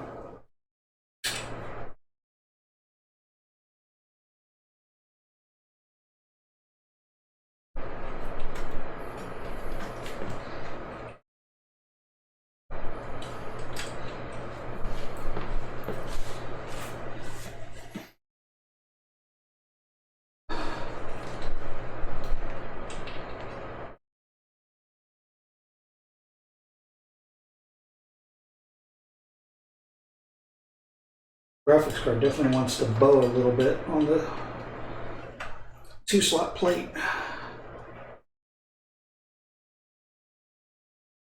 Okay, so now that is fairly solid.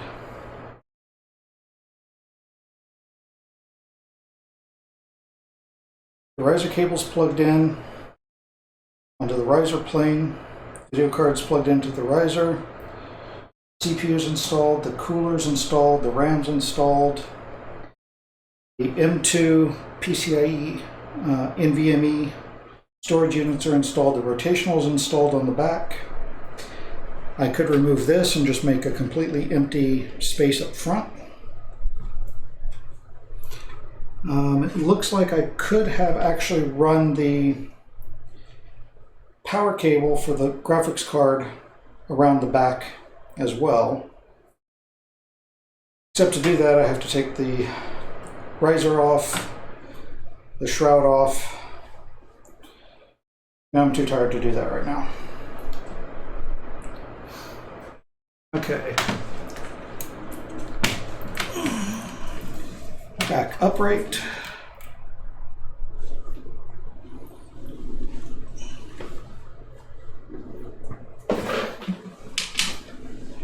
So I can secure the riser.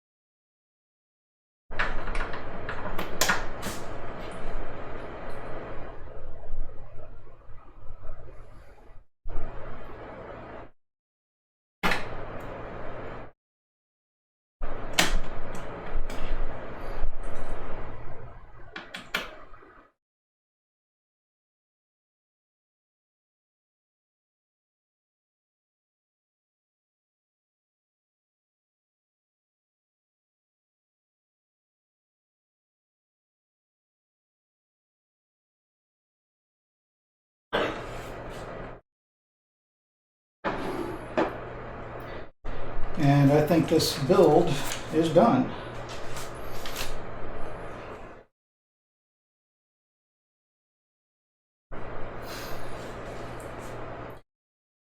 Now, of course, there's always the smoke test.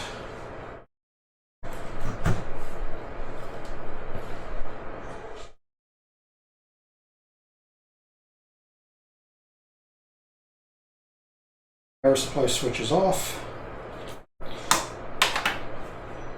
Why do they give such a short power supply cable?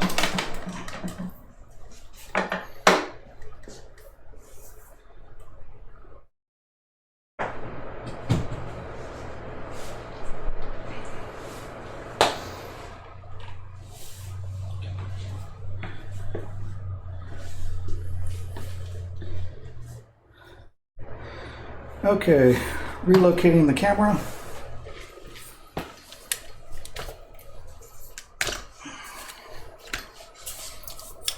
Look away if you're motion sickness, or if you have motion sickness.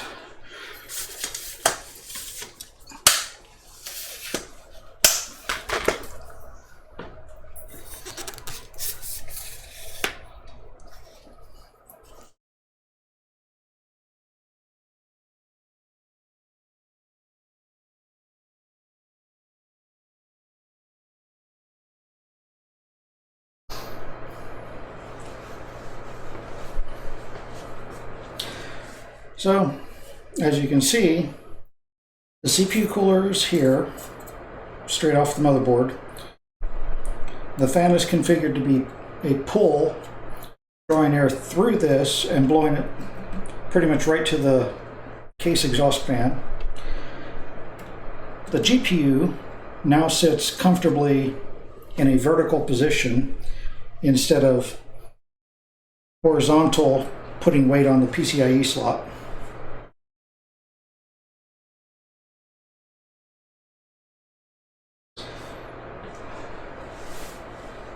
Let's see. One last piece of the case that I need to go ahead and put on is, they call it the, I don't know what they call it, but it's what holds the PCIe slot pieces down.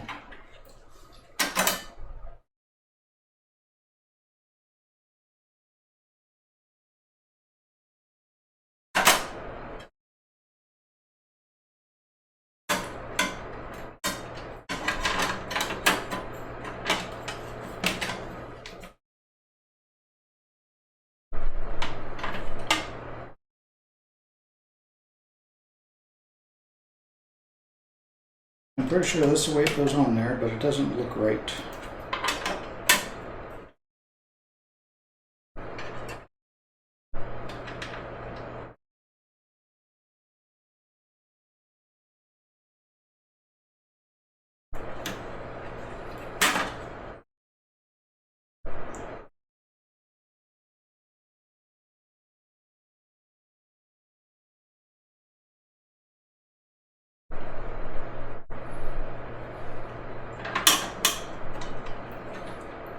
I guess maybe because last time I looked at it, it was in the horizontal configuration and not the vertical configuration.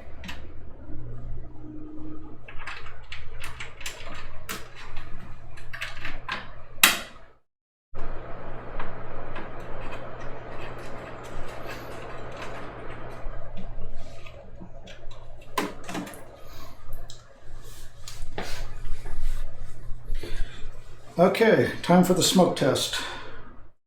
Power supply on.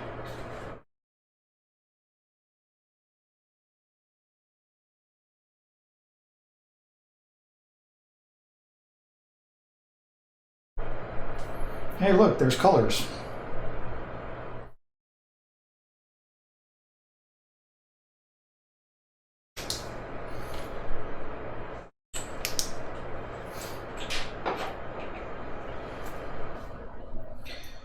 Okay.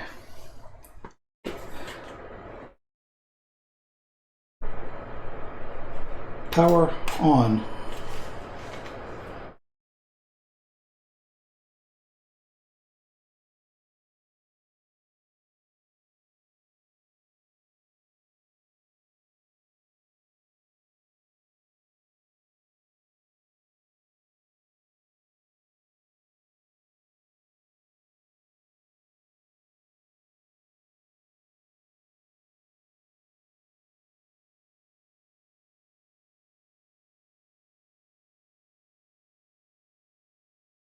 Well, frankly, it's quieter than my old system.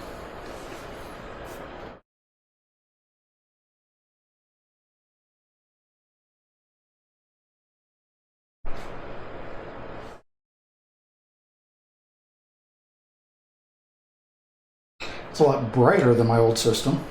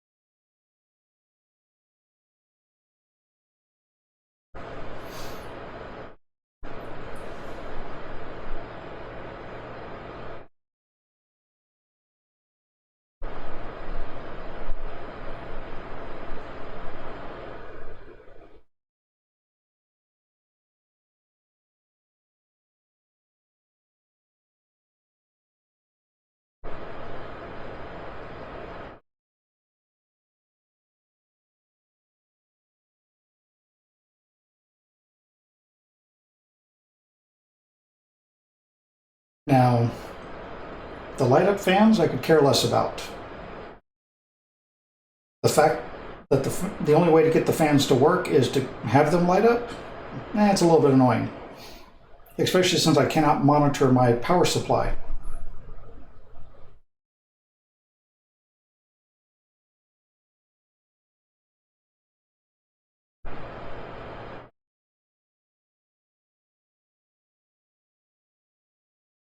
And of course, right now, I have no way of telling if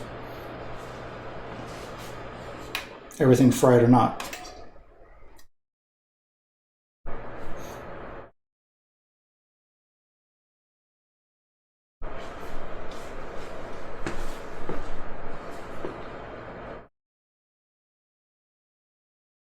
Okay, so the hydration bot's supposed to remind me every hour, and it's just now telling me I've been streaming for more than 4 hours. I need to hydrate.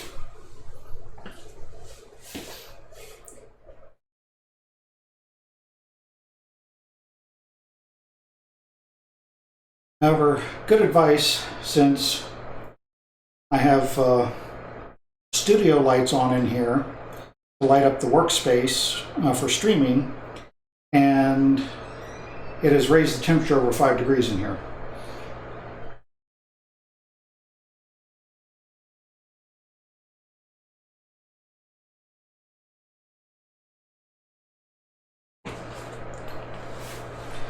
So, the only way that I can test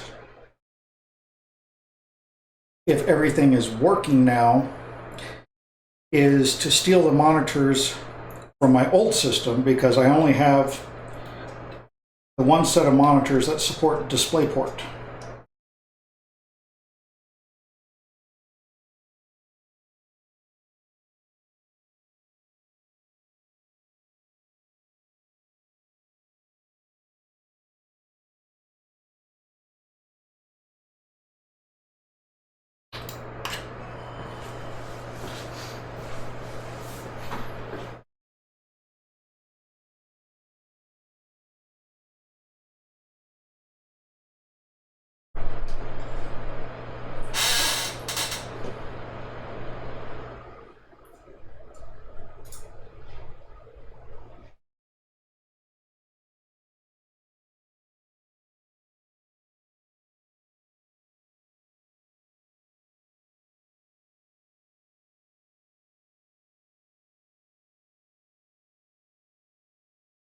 Actually, let me switch back to that.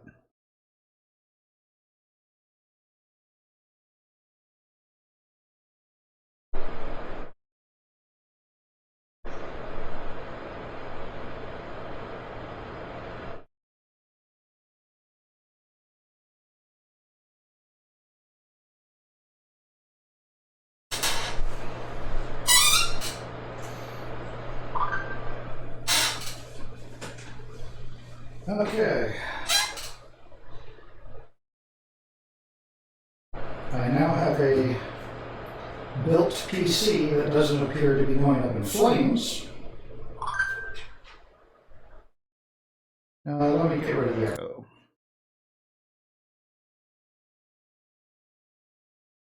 Okay, I just killed the external mic that I was using during the build. I move the camera.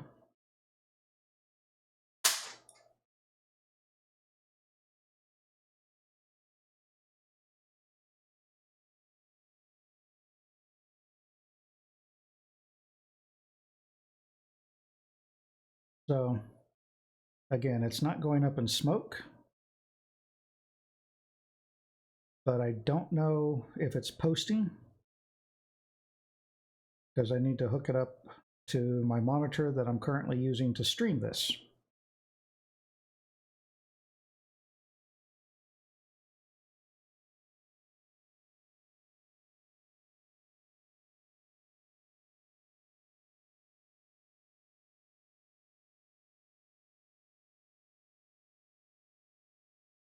So I'm open to feedback on this build. I spent probably 2 hours yesterday on it off stream because of my hardware issues on my existing box. And I've spent over 4 hours today on this build, or continuing the build and finishing it out. Again, one of my questions is, should I remove the 3.5-inch bays that I'm not using internal and just make a clean, completely open front half look?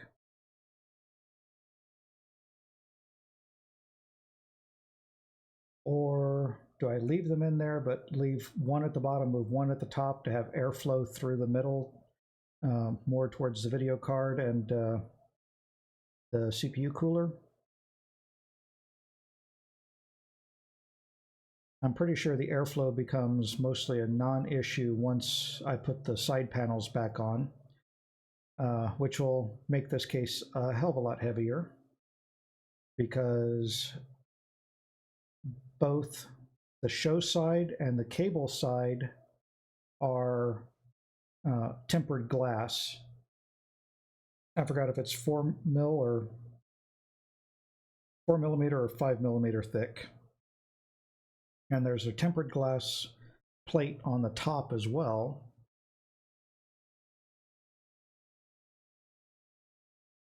But I am really excited about this system if it works out like I hope it will, because it is very hard for me to stream right now and play games at the same time, because just streaming right now, my system's at 80% CPU.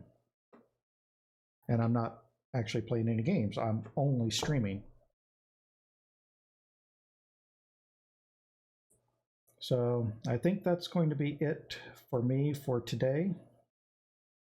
I don't think I'm going to be streaming World of Warcraft later tonight. It's already 6 p.m. here, and I still have to go eat.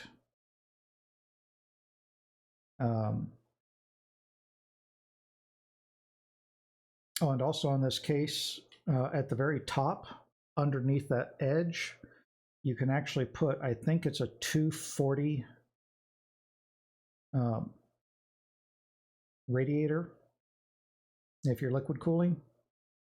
That way your radiator is kind of hidden from view and it tries to blow out the top.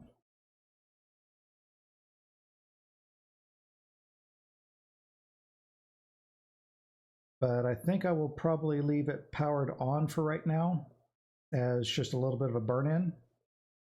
That'll help heat up the thermal compound on the CPU and help that spread.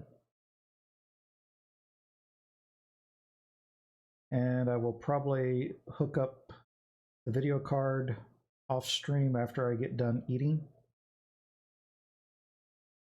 And this is also the longest stream I think I've done. So I will be signing off. Thanks for those that have watched and those that are still watching. And I will see you next time.